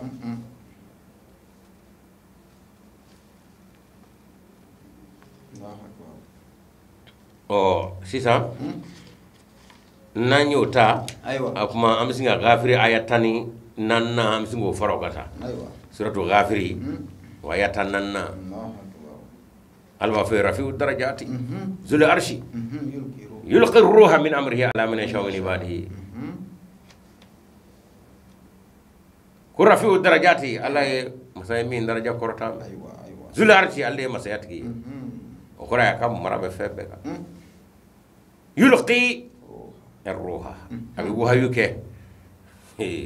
كم أقول داري كو وهايو بانا بمانيا على كبمانيا بانا إن على شيء بدأ قراسي على مواتي جمع يلا كفنو كابي باما على ما قلت له كو بانا وتعالى بانا وكم على كم كلمة خبيثة اشتتت من فوق الأرض ما لها من قرار كم الله نقوله كم كسبوا كم من مجدو كنافو ولا نكلف لك هوني ندي بوهايو كه ما كم ما منو ينجا رفيع دراج ذو العرش يلقي الروح من أمره على من يشاء مي وايو كم ما كم ما منو ينجا وأكله مين كأكو كتشودي كي كا كه إيه دم أدلك بيه تو نيدا راي ده كي كا فو ما تو يدي ني على كلمة بودي كانغ باتو كاتوي كيامات دو ودي بيا كنا وما يباتو كيانو دوجة كاتي لما كبار دوغوي Quran surah binanna ayat tananna ayat akhirnya cuti bega taka laje to ka angle ka bamananga ngo ka aywa flaka pitika be mi mulu begi ta taka laje shere be bako balawa qur'ana tabulu ya banaw o manga dalu ka famta kana aide ami ire kerla murbo kasingi kandiga nae amaba murume qur'ana flaka armoru kono abaga tabalu kai abaga saku kono ayabo wa amada aru ka muru de bo akerla muru ka bobo ka so nae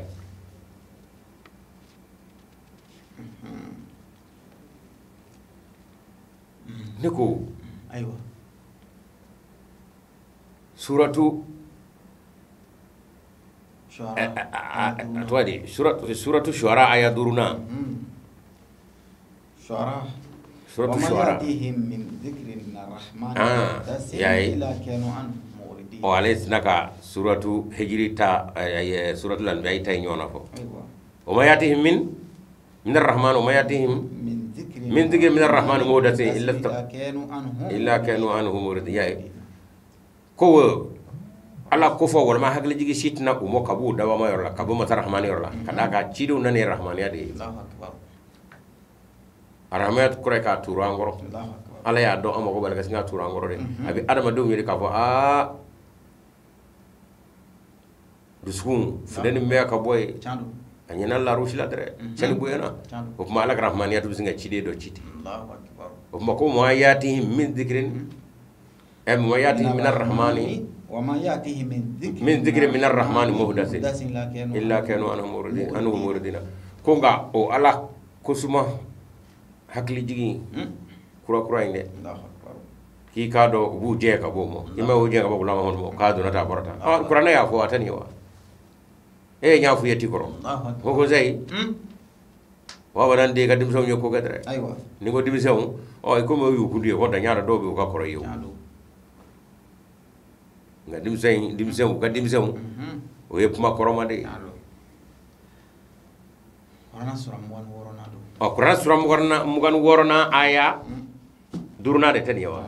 wa ma yatihim min dhikrin min arrahmani muhdathin illa kanu anhu muridin hal digi shi Allahu akbar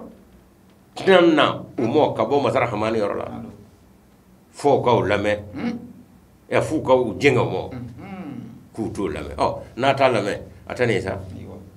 Qur'an be rojme wala ni me ko ze ma kelingele bebulu ato kana angle ka abu tafsiru me tafsiru tamina wa ambe kan mi fo ka fo ko ato di commandere wala ma ka wala ka aide ni ngi dakurere tato yambe o ango ngu kanu sigide aw min ngurana ayaw kala wero ka sa kanu siraga koro fara min daunda malde u banu mo ko te o ngadi boy ngaw banu mo yado fembe o nu bana kala sa ko ma jagola an keto flega foni aya ñu so ko ma wero ka dodo ñini ko television ko radio la kana aya u fona taw dada ñanga ngalo se ka dada ñanga wa ala ko ngalo nguma do nere ala do ya kuma do kuma kasango do kuma muna mana kuma do ndi baraka do ala ndi dalu damo wa ahmed yauta ko muta ka bu yera la mo hon ka qur'an flani e ko tanzoron de sawa ne kuma ka chawo kuma sisa aywa suratu de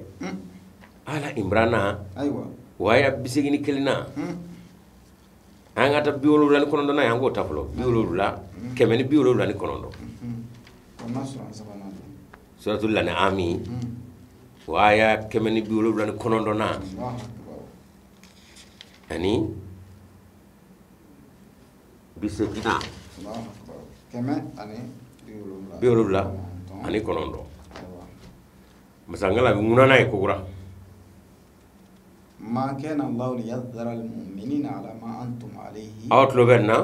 قرآن سلا سبنا وآية كما أن بيقولوا لنا كنندو قال كوي ما كان الله ليذر المؤمنين على ما أنتم عليه حتى يميز الخبيث من الطيب وما كان الله ليطلعكم على الغيب لكن الله يجتبي من رسله من يشاء فآمنوا بالله ورسله كوكو وإن تؤمنوا وتتقوا فلكم jimini jamala ko kawako ala ko yatwadi bono gamlo ayalla me akaro ka fo goze ya yirafa kelengele ma kana Allah yazdara ako ala makke kamumunu to katto ho hola nyonga friani janame di volate ay ko sala makke kamumunu to de hatta yamiza al khabisa min at-tayyib faka nyumani duguma ngulma ka bo nyana ma kana Allah liyutli'akum ala al-ghaibi o nyumani duguma wulman ka bo nyana ko wa alatna gindo faraka bo awni atwari yebalu ni fobalu cheboy ko atikete koy walakin Allah yashtabi min rusulihi nga alabi dugumani nyumangol maka bo nyana to mi kwabi kengeral dege aka cidona mala mamino yaja man yasha'u mamino yaja aka jona fa aminu billahi wa rusulihi abi cide kengere aka jona mi nyaja opma kono kera ko fa aminu opma awle mena jo aminu mena muhammad la ko albi anaka le mena muhammad opma fa aminu ayle menena billahi ni alala wa rusulihi onaka o cide nu ni be aka fo muhammad eta muhammadu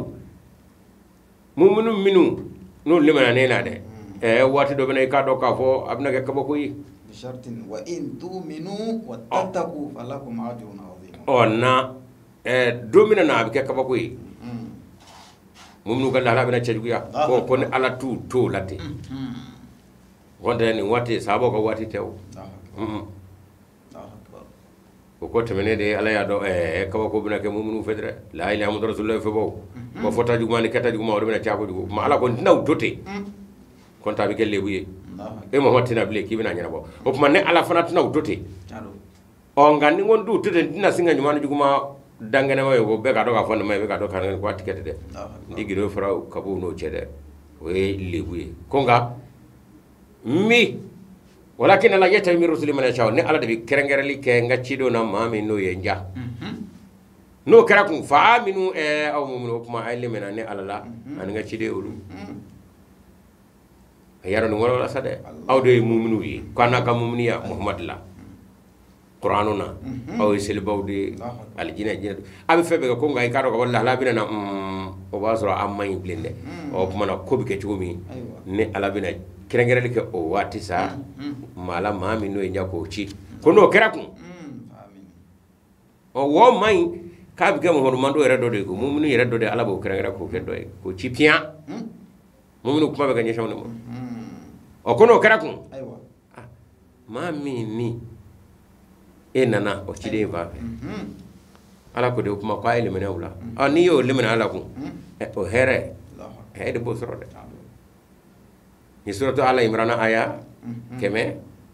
ani biwlo bla ni kono do Qur'an sura tabana aya keme biwlo bla ni kono do na angala jesa ambal mo hokote bende kalamo Allahu akbar ko mo willa kadase ko choro bende kalamo ko mama de wala bla kana wayra mo bo Allahu akbar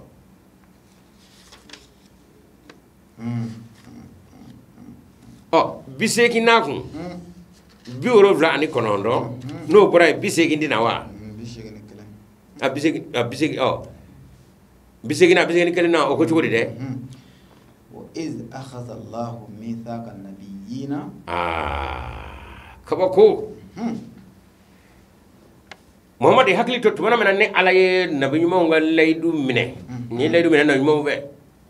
lama ataitukum aw no nyuma jama kulu ngale ngoro ko ka cidiya damo lama tiru min kitabin wa hikmatin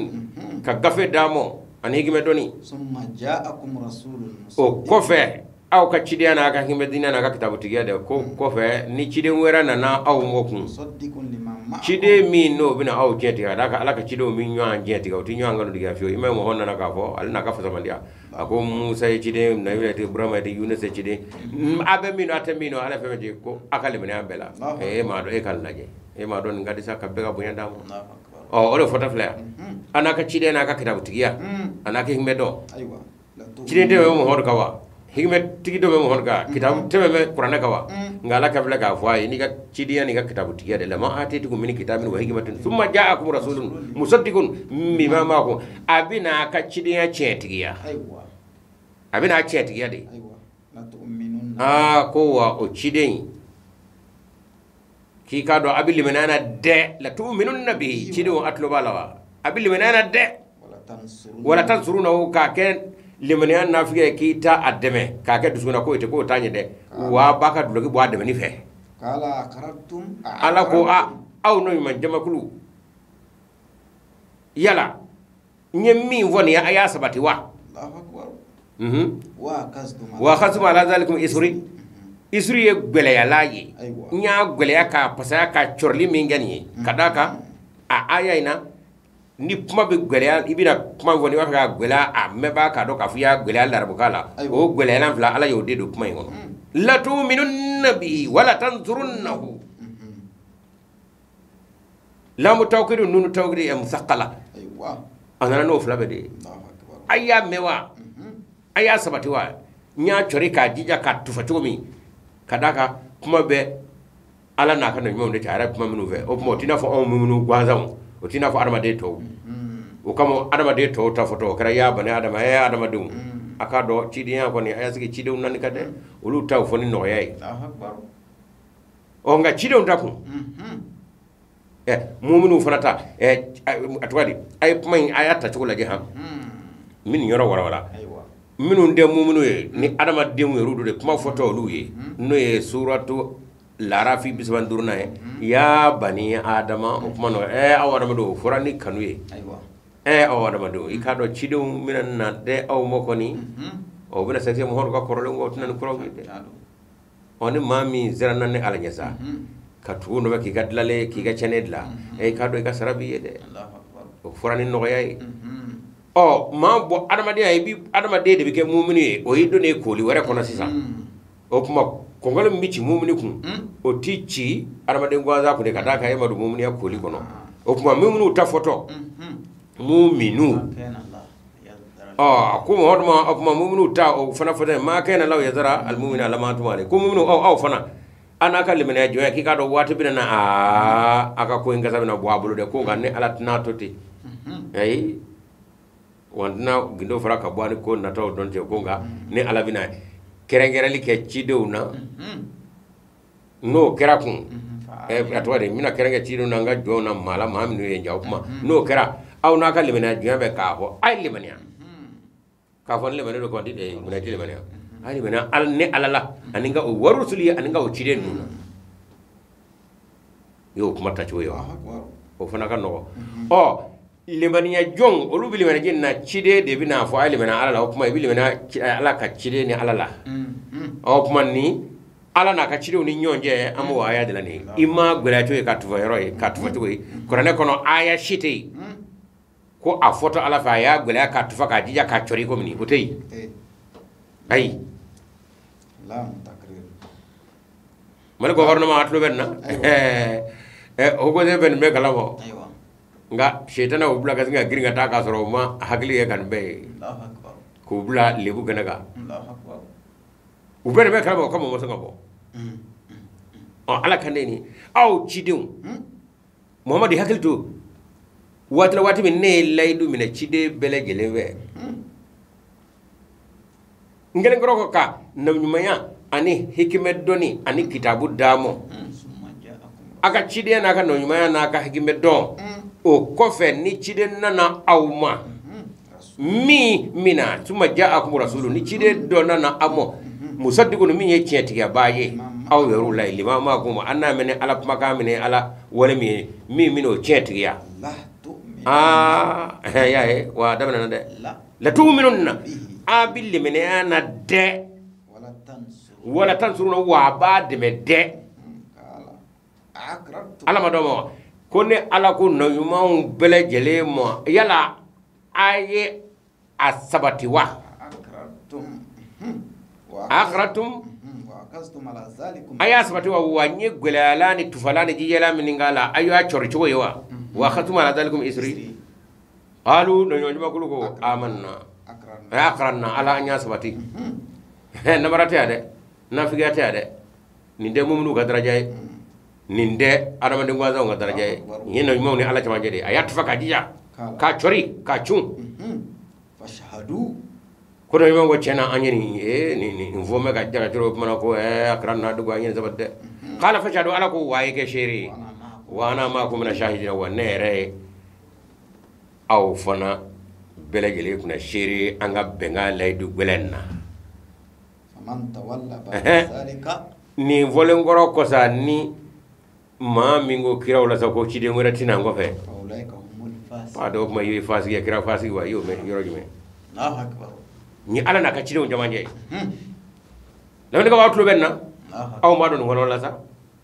aw ma da cholla ka jija aw no ma jama kulu ni laydu min dai aya hakili to ala modi yarki hakili to ala de anaka chide na ka kitabu tigana hagi meddo onata ni chide ngore chirane ala fe kana aw mo mi mina a chetigiya akal menana de waka de me akabara la de aya sabati wa nye jiyala ni chorla ni jiyala to samana mingala ayo yiwa qalu akranna ko ala anyin sabati qala fashadu ala ko ay shiri ay ke shiri wa rama kum na shayta wa nere shiri angal lay du gurama manga ni mami nyetlu ngal lay du na kibi ko fle ñewle ko do tene ko do ikakena wa ede ala yawa akbar ala de kelenye ala teflay nga ci de kele ko do nga lodu akbar maldem outlo benna qur'an sura sabana aya bisegi ani kelena abu jugodi oni qur'an fura kaba manga dadila misra nga dadila suriya dadila libi ga dadila tunis dadila maghrib dadila fura be qur'an teflay aya teflay pati quel missile quanti missile andi be mi ni qur'an missile bona andi be akbar doki jo tando ngal na misira ngal na madine ngal na sira doka boke aywa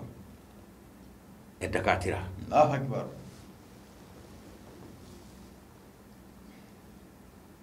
ni nyoray aywa ajira ka pusaka atufa chukumi do ba fa he ko jere chendo ala ko lay dingo ne chen wa jira chendo ko nga afura kira tawde muhammad ko tede abaro ba ka bo muhammad de o kuma nga suratul hazab aya wulura ta ko tila mo sumo ko tike tike fu filide qur'an sura bi sabana do qur'an sura bi sabana wa aya wulurana ala ko chodi وإذ أخذ الله وإذ أخذنا من النبيين وإذ أخذنا من النبيين ميثاقهم ومنك ومن نوح وإبراهيم وموسى وعيسى بن مريم وأخذنا منهم ميثاقا غليظا يعني ikubi imunu chugo chugo kakina Muhammad kodi ko gadi ko Muhammad wala ala ko sura al-azab aya wulana aywa ko Muhammad yaklito ko Muhammad ya ta to masa waiz yaklito wati mini alay minanike na yuma bele gelebe wa minka Muhammad wa minani refa amma baza korana kalama laydu goloma me suratu ala imrana aya biseki ani kelinana ne ko ki Muhammad kelinja ko bola ko gadi ka donata borata ala ko he nyata njiwo Muhammad ko gadi ga tamane ala ka wa minka Muhammad wa minani refa aminani fe Muhammad ibala cide dina ko foti fane ala je bawa je bay Muhammad kawa armade bay kawa armade tikata ko yimake dugul gani cide yate wa minka Muhammad wa minani fe ira bala ede cide ni najma hikime dona wa kitabu tigi ika kitabu ira yonati go natabe wa cide ni wa minka atwa wa minana no vana me brome an ma isa fana fe an minana musa fe o laydu jume mita kan ghaliza laydu bili baguri may laydu gelama may ghalizan mi nga guri wa qur'ana ko mita ghalizu werate mi a guriana tufaka jija ko suratu ala imran aya bizeni kelena inde qur'ana sura zamana bizani kelena wa muliya guriana de ka mo bola tukala ko ibala mo ite ci de nyawa e manaka mo وإذا أخذ الله من النبيين ميثاقهم من ميثاقهم لا وإذا أخذنا من النبي ميثاقهم لما آتيتكم من كتاب وحكمة ثم جاءكم رسول مصدق معكم كتاب دلنغركم كي كيدي كي حكمة كي أو نو مون kira tigi to Muhammad kawa hikma tigi to Muhammad kawa kira tigi to kawa o ko ere de kuru kadaka wala ibna fa ne ci de kama ne gafari ala ko taala suma jaa ko rasulullah sallallahu alaihi wasallam e Muhammad fatule bi samba jul temna ako bagnil ko mata ala bi jeto ho wa hola jodi nala yo gatte ka tama mene ko akrata ne amma Muhammad ya maji bay ay minu nye o ella rago lu te fo la ñom fa ko jëm se ka ko ñedo ka fo ko ka kura ala fe o ko ma ko hono wo yera bala o mo hono yera ko jongala ala ko ma bina mahdi ci kana la ngo fe ko to la jodi ko ti yera ko abina ke e borami nyetanji Allahu akbar pa kra jodi aywa afoni jayande tayza jara nay andu to de sawa aywa o ko ta suratu ahkafi wa ayatana be suratu hudu ayatana wulana be wati tara sade ko ta ibrahima fana be ana to de sa ana to de o ni ngu yanga laydu de mini akanga wole aywa anya abla de foka wati dumo an hakilo bella bena aywa on gal labe do be akasuma bitay ngo halmi nu ko labe sawadira amina sigi nyengwe ko gura inshallah nga nyaado labe ataka sabati ko daga qur'an kele wewde maldew aywa ko zega be ngani dakur yami ni atabena radio national television national fe o to kalo tlesegi kabe ashura domo no e bagakira ala kira modemo ka afa amen sara sameno samba fla ani mo fla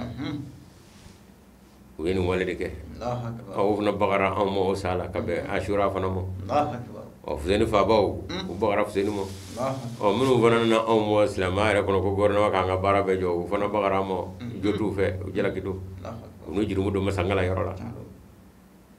o nganyira adama de ni nyonya ni ka sema sangala mo ayo masangala ka gafe be asanu e qur'ani ngu yemi foni chedo so ye kene o kana ngazi gorno ma re ko organde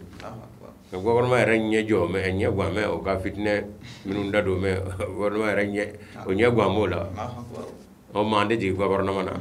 ngolu minu ñeni ma fufo aywa watla wati na manga ke jamana kono fiu o anyu wele ka dese ko ga ñema fana wele ka dese aywa kada ka ni dew ñe kala tige ni dew mo bo fade ka nga ko kana ñoko fo fana ma malibi nga ñado de do bu fase karamo o o zai kono don bo yo dege so ma na haydara la ni nga bu yaba bay nga chenti bla fo ka wala o di am la da gron wala o ma maldew aywa si ko lo lana de ni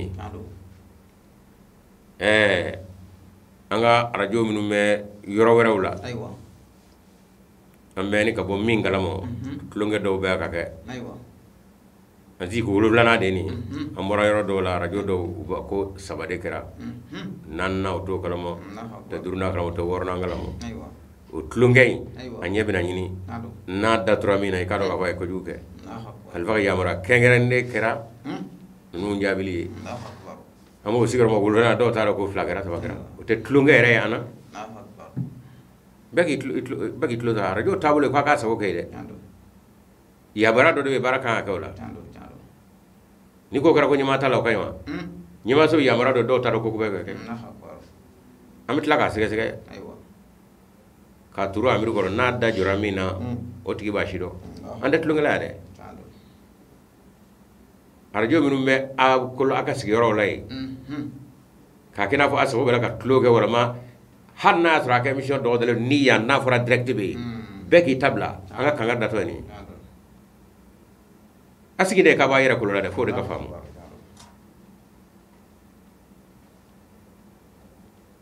ko yin zigira walbi o samina wa tana ni nyama bo yaw de be ni madu ko shira malikono ni ko bani fo ma woro wulla ka ahmadu o defense tala ka daga ko ni keti ko mani ka fara ahmadu o kala e o boru sigoro ma wulu lana de bitime do tara ko sabata mena cedo ba mi ko fembi to gatti tige nga ka ken dado ali ko worna gra e ma do o wala réseau vraiment do ko forfait atre ko wifi de ko kanga da tlegel me kanga ba kalamo ngoni ni nga ngar daleni nga ko fa bina sobe na da juramino ka do ka fo nyangini ba ko fe kada ka nyi tlunga de ni a khalifa dabe mal no fe wati chamana la awen wandi jana ni jama ra fo miso muna kada ko arajo so tan ko bo fi alamo kem jama na shigas gay aw ta arajo to ka kina fa ga tlunga la aka mi jo kerengere lo chendo abake ngana bena anga atwade na fora direct be na ngora kalamo ka fo mama matame ikado ka fo ma ngi kanga ngi o de suga bina nini o yanga ladriga kerengerele moratama la sa mora ko do kala moy am do ke ya rabbi ni ayam nu turu la sa be ka ta ka laje telephone bina labla ni ma sira ka fo ay ni ngorofo ne ay ay tane ka tila ma ka korofo be ko mota so yekena yawa on go yedde sere konta ko wora de angana sigi nyengwe ngay ko mi mana op mo wiru klo bala a doga do ka fo ay ni ngorofo ta tata o aka korofo mo kame mo na ngale ni do atna se ka korowora fo la fo nyami wo op mana ango tanga ande mena tanga ato chama ba mulunga ma toti assalamu alaikum warahmatullahi ta'ala wabarakatuh amin lamme ba bela jele fo ba wakante abe lamme nan wati na kam so borwa ya fati lama bo be minu nyaamde minu de ahmad yawye ko ahmad adu gule chama be koy fati ngana suna mo bodo be inshallah ta'ala nga do be faso nye albi alaka anya de me to yango assalamu alaikum wassalamu do be faso daha na be ala ko sabati o anga mala ba fana amu fo inshallah ami missionary killing la bele jele fo radio be mi nga ro radio te mi nga ro fuli ba bele jele ni be barala wala ta jasasu alhamdulillah ambe radio Robo FM la me ba bele jele fo nin tuye silili krangarele ye anga kamo ke fa Sheikh Umar Muaz Kulubali dot me wole la lo jamana kan sisa anga fili la na ni wati na ko doben ga jurula inshallah assalamu alaikum awole ka mami kul guru bismillah faddal kul wal bismillah alham aywa ajaranye aha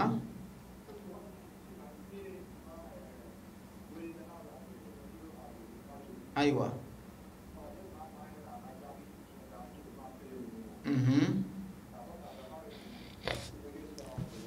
aywa aywa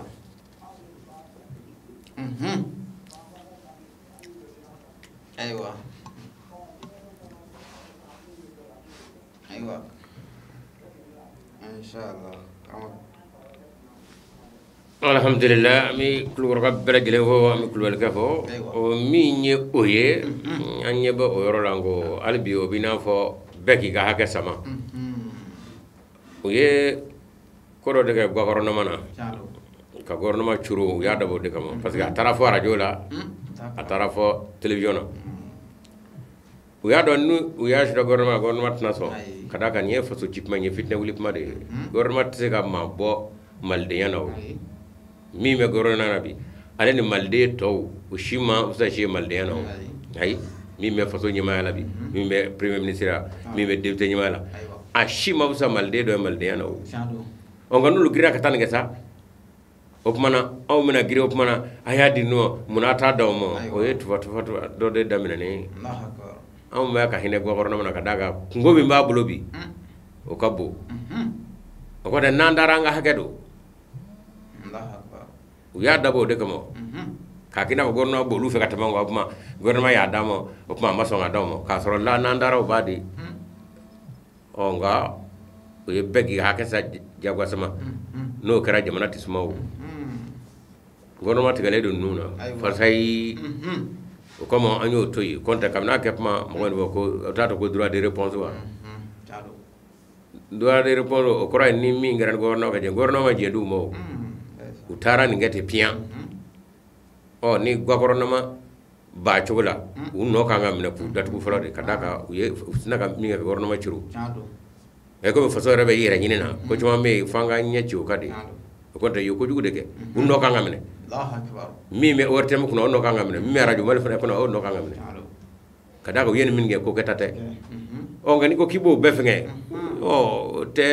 nyugu farale nyanga nyanga kawa anga jiya anga ga ko ninga guro inshallah aw khairun lakum aywa ko doben ngaju la mota assalamu alaikum assalamu alaikum assalamu alaikum miye ngajuru ye alsa alablale me bonya ani karama karanganyana mun ye korona kalanna ye tafsiru keba baw famaro fe region na ani jamana wero la mama loban kana ni mi ba fa ka sagi aya nunka fotugo were la inshallah taala ngajuru alablale me inshallah bonya ni karama bela jene kono 20 80 12 30 assalamu alaikum wa alaikum salam bismillah fekum ma sha Allah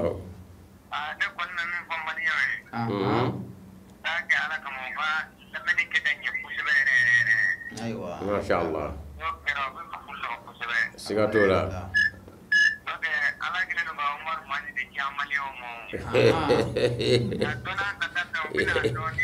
lugat bablala jallo Mia.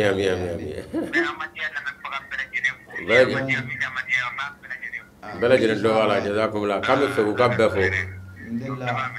jazakumullah kami atoydi mekungo ali dinga amara jallo amma fo ami zandila atoydi sambabba ani atoydi juma ka fo libe inshallah ma kono kulubale bela jene ka fo libe nyama ka fo libe inshallah taala jazakumullah assalamu alaykum wa rahmatullah minye mi gajura sa Allah blale mera wa sangala la 20 80 12 39 ودون يدور السلام عليكم وعليكم السلام مرحبا أولئك أبو مين wanda koy ñem may ga dew may ga شين فلا مايغا بسم الله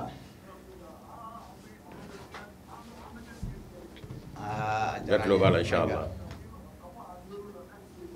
أيوة نتلو bala inshallah جراني مايغا نتلو bala inshallah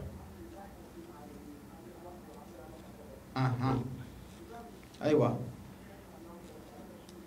آمين أيوة جاندو إن شاء الله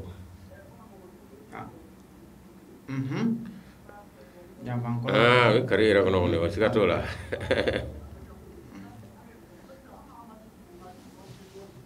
أيوة أيشين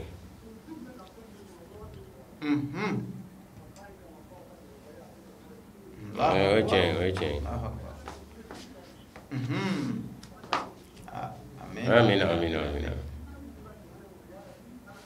آمين إن شاء الله والله أيشين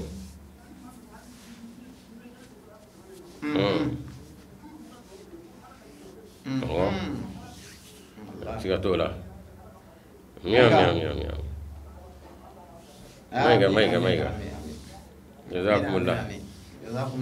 أنا براجي إلكو ورما فابا جزاكم الله مايغا ننتي مايغا تشنفلا همي تشنفلا بلا جنم هو مي نجو أرسا الله بلا لمبا بنيا السلام عليكم بسم الله جندو كل ولي الحمد لله مرحبا آمين الحمد لله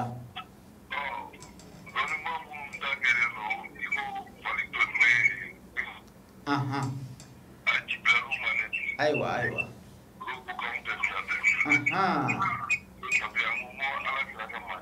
الله يجعله أيوة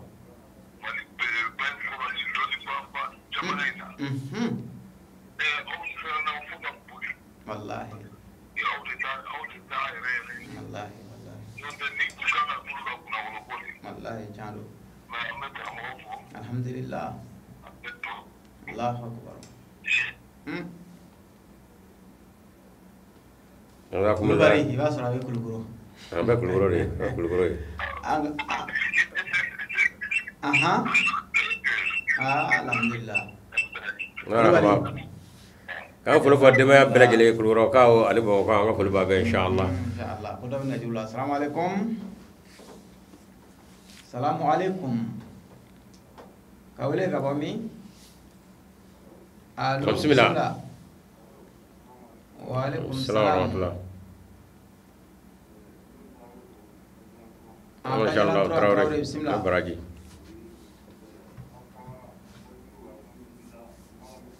الحمد لله جرانيا aha non traoré akan ya jabara bajana trois traoré inshallah jazakumullah ko do ben jula assalamualaikum sarafo fo wara ka folbe ci fari assalamualaikum ci fala ka folbe inshallah waalaikumsalam kawale ka bami alhamdulillah alhamdulillah mbasi fo itala jondo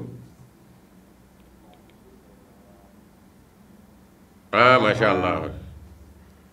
جبرا ما شاء الله بسم الله ما شاء الله جبرا بسم الله ايه كماتي كاميرا بنا في ريزو بسم الله امين امين امين امين امين امين امين امين كل جرانيان براجي إن شاء الله غدوة على كم مفلة على هنا على كم مقرب شيدي أنا وبلا جليمو أجرانيا ما شاء الله تباجي جزاكم الله أنا براجي وعليكم السلام ورحمة الله جبرا أنا شير دام شغلنا همالا كل بار عليك دكتور أكلي جي سورة الجمعة آية من دا السلام عليكم السلام عليكم أيوة السلام عليكم دون بو كake nu masro ko bo ani adalu chama fo kada ko wiro korana kala no ne ala chaw yep ma bo adalu te kamo lana imam hadi nani korla aya min no suratul jumuati aya sabana e aya min daro ka aya nanna ala ba fo zalika fadullah yuti min ashaw مثل الذين حملوا التوراة يحمل أسفارا ثم لا يحملها ثم لم يحملها يحمل أسفارا بئس مثل القوم الذين كذبوا بآيات الله الله كوي محمد مهدي كواتي أيوة ko ala bi mahdiya abadi norodi mama mamno yaja ko mala krajira tikel rabuye ay bulla salmar fasi kama ko aya min daro ko sa ko no fasama andira o tigimo ako dono baw o wati islam ya kon dono baw musala bina kina fo tawrata dono baw musala be ala kra tela chugo tawrata bu bulo ngaw nyata ala kra mo ala kra nanu lala ako musala bina fo ni kitabu ka fali doni أيوة kitabu me fali gun ale kon meta man nay nga fem ma ko na to done ako qur'an bina ke don baw buluti الله أكبر o kamo chome girno ko kiraba na kiraba e ma masama na qur'an fa ka qur'an ba bulu qur'an fa qur'an keme ka ka al marufa aka tabli fa ma fe do ba rabulu katama nga ta done ayo ba ko no era makete ala musaladi ke masalli himare ku bina kina fo falu ya hamil asfaran kitab don ba ko ngale be do do la wa ako de qur'an fe be ay sabari akana norola kala te fiu ni mi te do mahbibulo wallahi abi dashini qur'an ala wo defo suratul jumaa la ay tala ayana nakata ami do ke albi ala gadina fama ma do آمين kina kulbali ale ga dakuriya ayo de kundige سيف sala سالة wala كذا من يجول عموتا السلام عليكم أيا مين ينجا جوري 20 80 12 39 20 80 12 39 من ميريشون نا نو كمان أو كنا بسيطة عن غير نمرو في sangamuru ka foli be inshallah taala be lemenna samake kani ka foli be yitu musanama korola sadre fana ba chamo kala ka hina rukiya ba to ba rukiya la ka hino be ko radio la me ba ala ku daro suma dawud ba yugo foli be assalamu alaikum ka wale ka bo mi marko mashallah تفضل الحمد لله ايوه ايوه جارو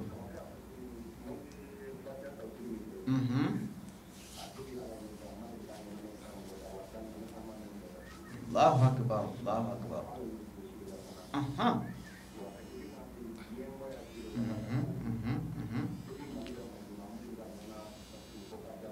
الله اكبر الحمد لله امين مركو وعليكم السلام مركو السلام عليكم وعليكم السلام ورحمه الله دمني ما شاء الله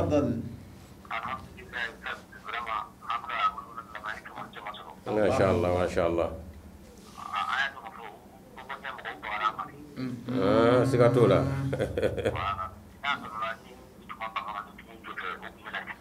اي سيكاتولا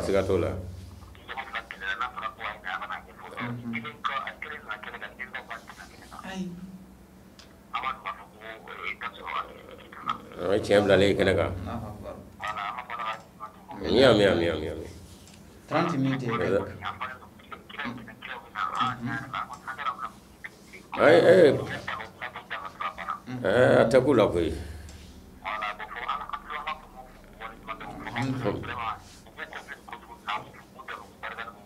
آمين الله بركات الله آمين دوك لك آمين يا ربي لك سبب دوم إن شاء الله آمين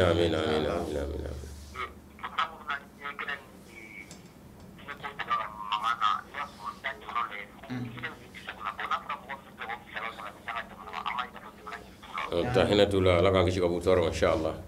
أنا براجي جزاكم الله أنا براجي مية وقت له إن شاء الله جزاكم الله أمي تويدي سياسة بلجنة تولا السلام عليكم وعليكم السلام الحمد لله blanc Bamira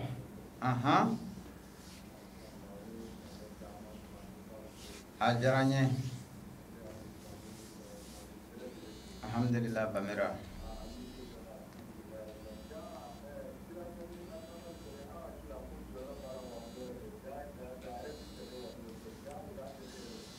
aí não tá dando Zé não tá bom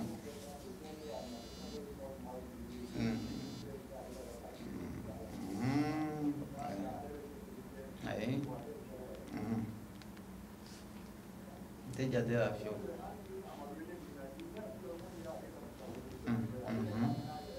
alô Bamira mashallah quiser dar jawara não rapaz so kenai ceta du golo ko ka tellara bula tellara ndana korona kile bewde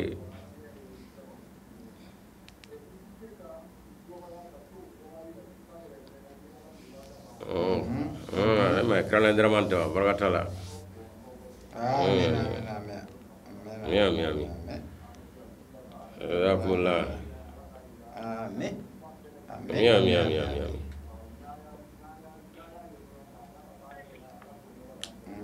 جزاكم الله باميرا عليكم السلام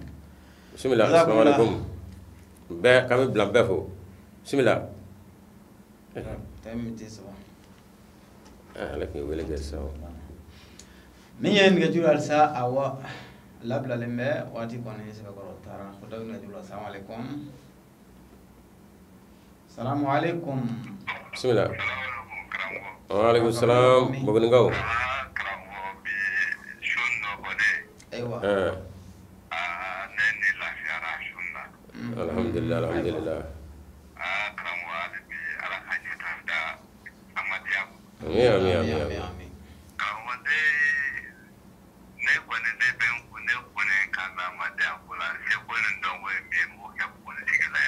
doga ya rabbi ala ka kete ala ka fangadi ala ka kenari ala ka kardi amin inshallah karamo ye kuma da dinema kami bugun gabbe ko masha Allah kuma da dinema sale alhamdulillah alhamdulillah tikoni meta kuma da ubashini inshallah masha Allah kami doga ala ka kenari inshallah amin amin amin amin amin anu baraji jazakumullah assalamualaikum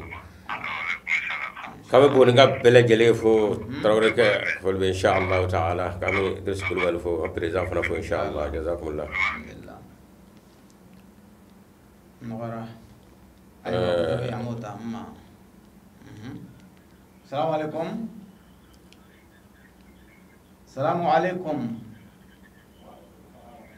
awile gawami سياسة بسم الله فضل الحمد لله الله أكبر أها آمين آمين آمين آمين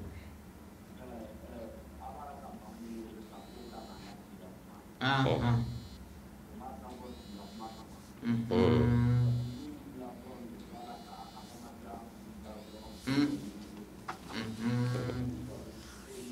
الله أكبر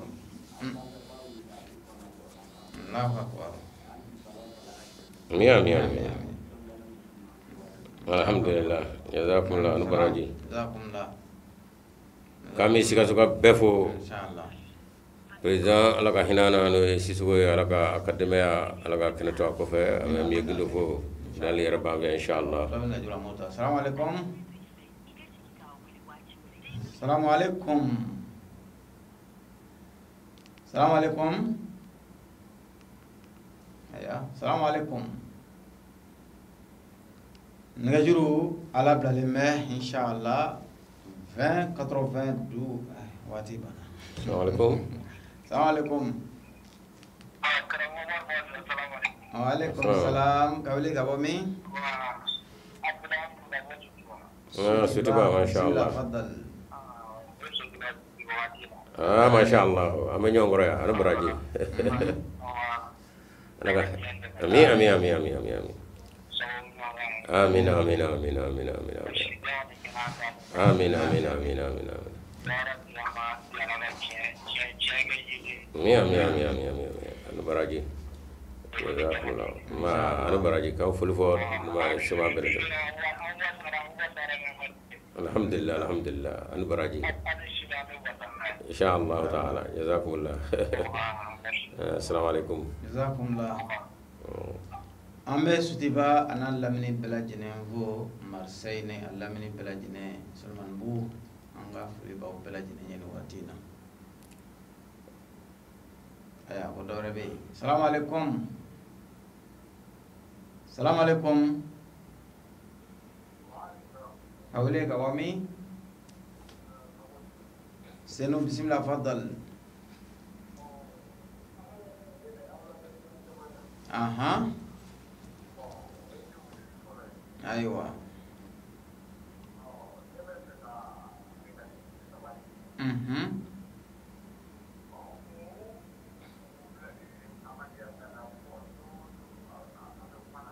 ايوه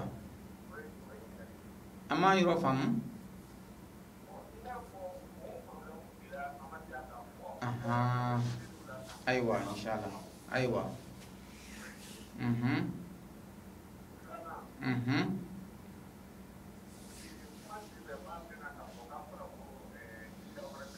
أيوة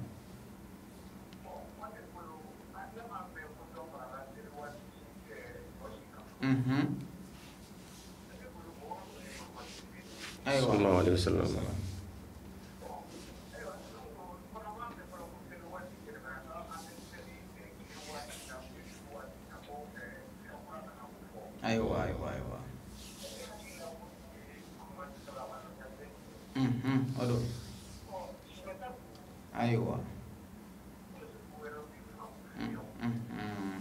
wele sabana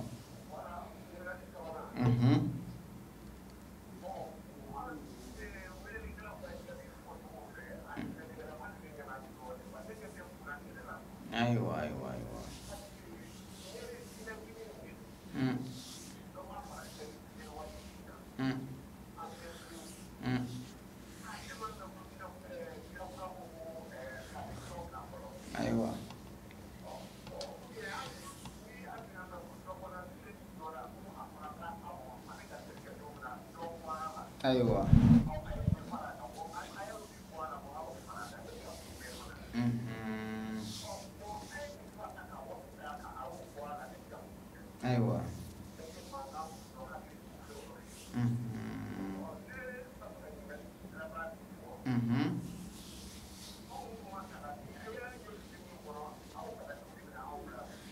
aywa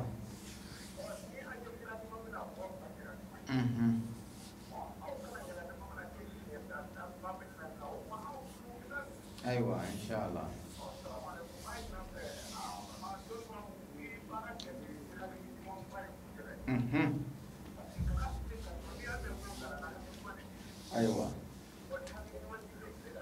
aywa jazakumullah wa alaikum salam an baradi ami amal maka fo ka bo senu o kabina ala ka kuma damena na leta fo kalama yaro ala tsega kuma fo la mi mita ma jimi sira feblo ni te ko kalama o yo bane konte ma shite mali burji kono al mali ko ka ni ta do ka fo ko mi gara ahmadi ala anno afora radio national television national la ko ka firu do silamawte gouvernement ko ka bara bejo on na fara mami nga bom mali kono ne al mami na ko mu gara la yaro o yin gal ka ba ko ide nga be ko ngumay ka so da ama mala ma fo o kuma mi ngara na o yo de ko nga bom mali kono ka nga minon je kan de malde o kada ka ni go ma ka dine bla anya wala wala la muhammad nan dine kele mi ambo de ka on no ko famo ko nga fo mbo shana o ya ka fanga tiga jira le di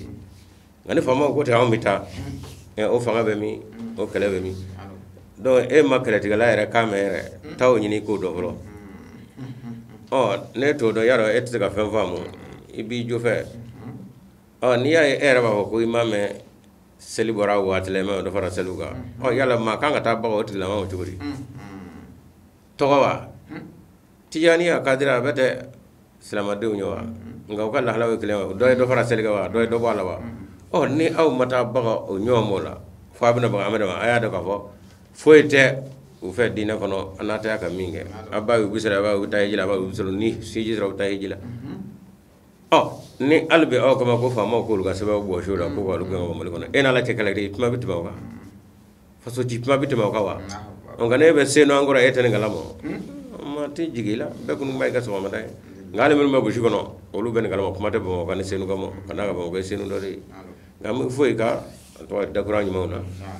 ne ko do no bo ya ke barata e ho e ka ngala ke ni mi nyem be sa e taro ka fo kuma no sira wala wa karo ke ka kuma do fo de kibita tige de ko ai de mo ta ro do ne do ni mo bo no ga me na do ne do no bo ka barata o yara de kai ni e barata ni mi be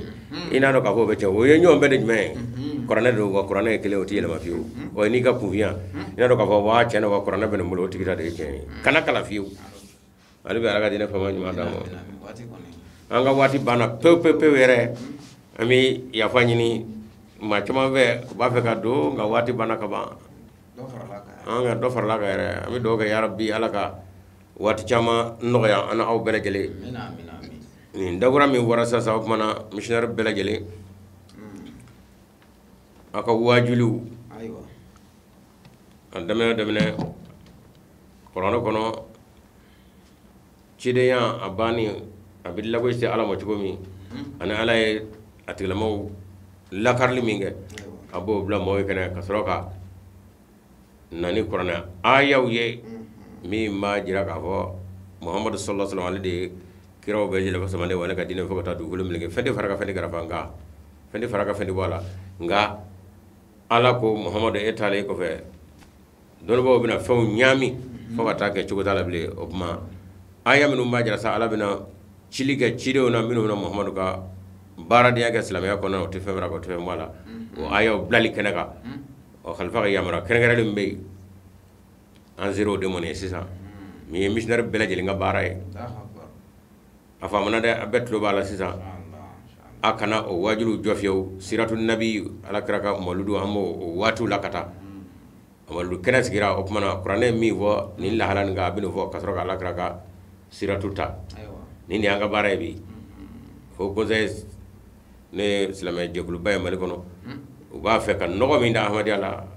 nogo tse ka dala fiu o we dami la ko bi nogo ami da o dagale bango amo de ka nogo banani qur'an ayawi ma shi kana se wala shufet lefe barare dile flo be masa minu fana awi ahmadi awi ata missionnaire we a cene muso ndim sene makoro be ki jija kana aya doma do ta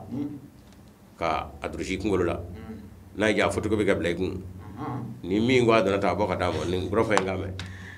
o fanga do ka fo jari do dabole ni fo mali de nga do ka fo ko zay mi wo ay ngalo ba da kono aba fe ga no da fe mina no ta ka dala abara le zi wanga bara de sorla ni sa be ga bara de sorla ni inshallah taala allah akbar kala sumane do wa jen ani ngalo ga kala do fo ta do ko min ngoti ba wala bi jen de deme